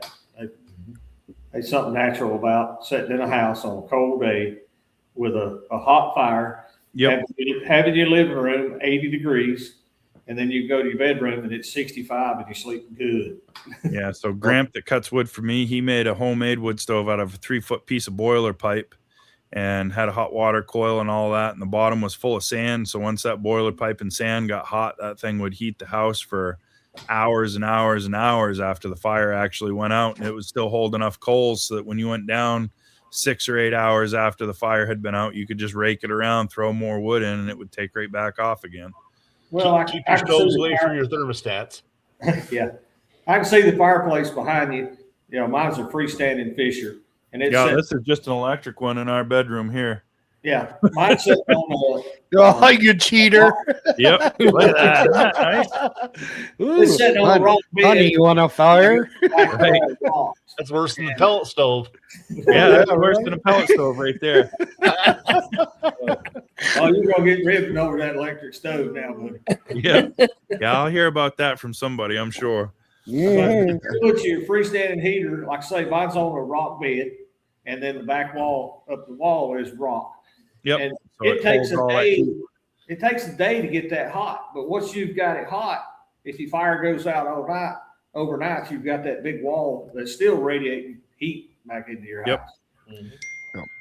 Yeah. So I was watching a thing over in Russia. They have Gloria heaters, and they're basically in-floor concrete heaters where they drop giant chunks of log down under the floor, and the flue goes out the side, but it heats from the bottom up through the houses, and they just jump. It was amazing, the chunks of wood that they were dumping in those things, and then they just close a hatch in their floor. And I'm like, right, fire underneath the floor of the house. Right before we went live, I was looking at a Facebook post that come up. Somebody had one of these outdoor wood boilers, biggest one I've ever seen. They were loading it with an 8-foot log with a John Deere tractor. Yep. Oh yeah. Well, it was one of the ones they loaded it in the front, not the top. Yeah, it went right in the front. A big 24-inch round log, 8-foot long. He was going to stick 3 or 4 of them in there. Yep. And some of them boilers does their water too, their hot water. Yep. Oh. Yeah, most of them do. Yep. They got hot water coils built right into them. Yep. Yeah, that's us northern boys talk. A what? So down south, I guess they don't call them boilers; they call them water stoves. Yeah. So North Carolina, Jason from Yadkin Valley Outdoors, I was talking about a boiler, and he goes, "What's a boiler?" And I was telling him, and he goes, "You mean a water stove?" I said, "Whatever you want to call it." I said, "It's a stove that heats water." He goes, "That ain't a boiler." He goes, "That's a water stove." I said, "Whatever." I said, "Same thing." I said, "We can call it 2 different things, tomato, tomato." I said, "But it's the same thing, I promise." Yeah, don't nobody in the South have a boiler. We don't know what those are. Nobody had steam heat growing up. The only boiler in the county that I knew of was in the elementary schools. Yep. And they didn't heat that good. It took about 10 o'clock for it to finally get warm, and then it was too hot. Well, you had a wood stove and a cooking stove too. Yep. But the wood stove was always the heart of the house. I mean, that was where everybody congregated, Correct. back in the olden days, is around the wood stove or around the fireplace, because that was the warmest spot in the house. So, Yeah, if you want your kids to stay close, heat with wood, they'll be near the heater. yep. Oh, yeah. But anyway. And they'll be loading the wood, and they'll be cutting the wood, and they'll be stacking the wood. If you're lucky. I laughed yesterday. I went out to Mom's, and my grandkids, their great grandkids, were getting on their bicycles leaving. Boy, Did y'all in a hurry? Yeah, Mama called, said Daddy's calling his way home. We got to get firewood hauled in. Yep. Yes, the boiler is a hen. That's what a boiler is. Yep. An old hen. A young hen's a fryer. Yeah, heating the wood's good. It heats you up several times. You cut it, drag it out of the wood, split it, stack it, haul it back in the house. You know every piece by name by the time you're done with it. Yeah, if we could harness all the heat that we generate when we're making firewood, we wouldn't need to burn the wood to begin with. Yep. That's true. Well, guys, it's been almost 3 hours. Wow. Yep. Where has time gone? Mm-hmm. Time flies when you're having fun. It was a good show. It was a good Very show. good. Enjoy job. it. Thanks for coming, Russ. Yeah, Russ, no problem. Appreciate Thanks you for guys coming having me on. and thanks for all your knowledge. And we'd love to have you on again some point. Yeah, just Oh, give we'll a have him shout. on again. Just give a shout. Maybe we'll have a hydraulic mill next time, and I can tell you about all the things I broke, because every time you get something new, you break it. So That's it. Come back in 6 months and tell us how you haven't got any time because the sawmill business has exploded. yeah, well, we're getting towards spring, and spring's building season, and if people want lumber, then that's when we're going to get busy. So I already know that's coming. Yep. All right. Well, I appreciate it, guys. Thank you so much. Keep All you in right. touch Appreciate it too. with, Thank you. keep you in touch with Thanks, Jack. Russ. Thanks everybody for joining us tonight. And third week of every month, the Forestry and Sawmill Roundtable will be aired at 8 p.m. Everybody hang around here just a minute after we end the show. And we'll Sawmills and Lumber, you can register your sawmills for free. Correct. Sawmillsandlumber.com. You can register sawmills for free. We'll be back next Thursday, or the third Thursday of next month. Saturday, John. Oh, we could make it Thursday. That sounds better, doesn't it? No. Third Saturday. All right. See you in the third Saturday. All right, guys. Thank you. We want to thank everybody for stopping by the show tonight. And remember, it's the third Saturday of every month that we all gather and on the show. See you later, guys.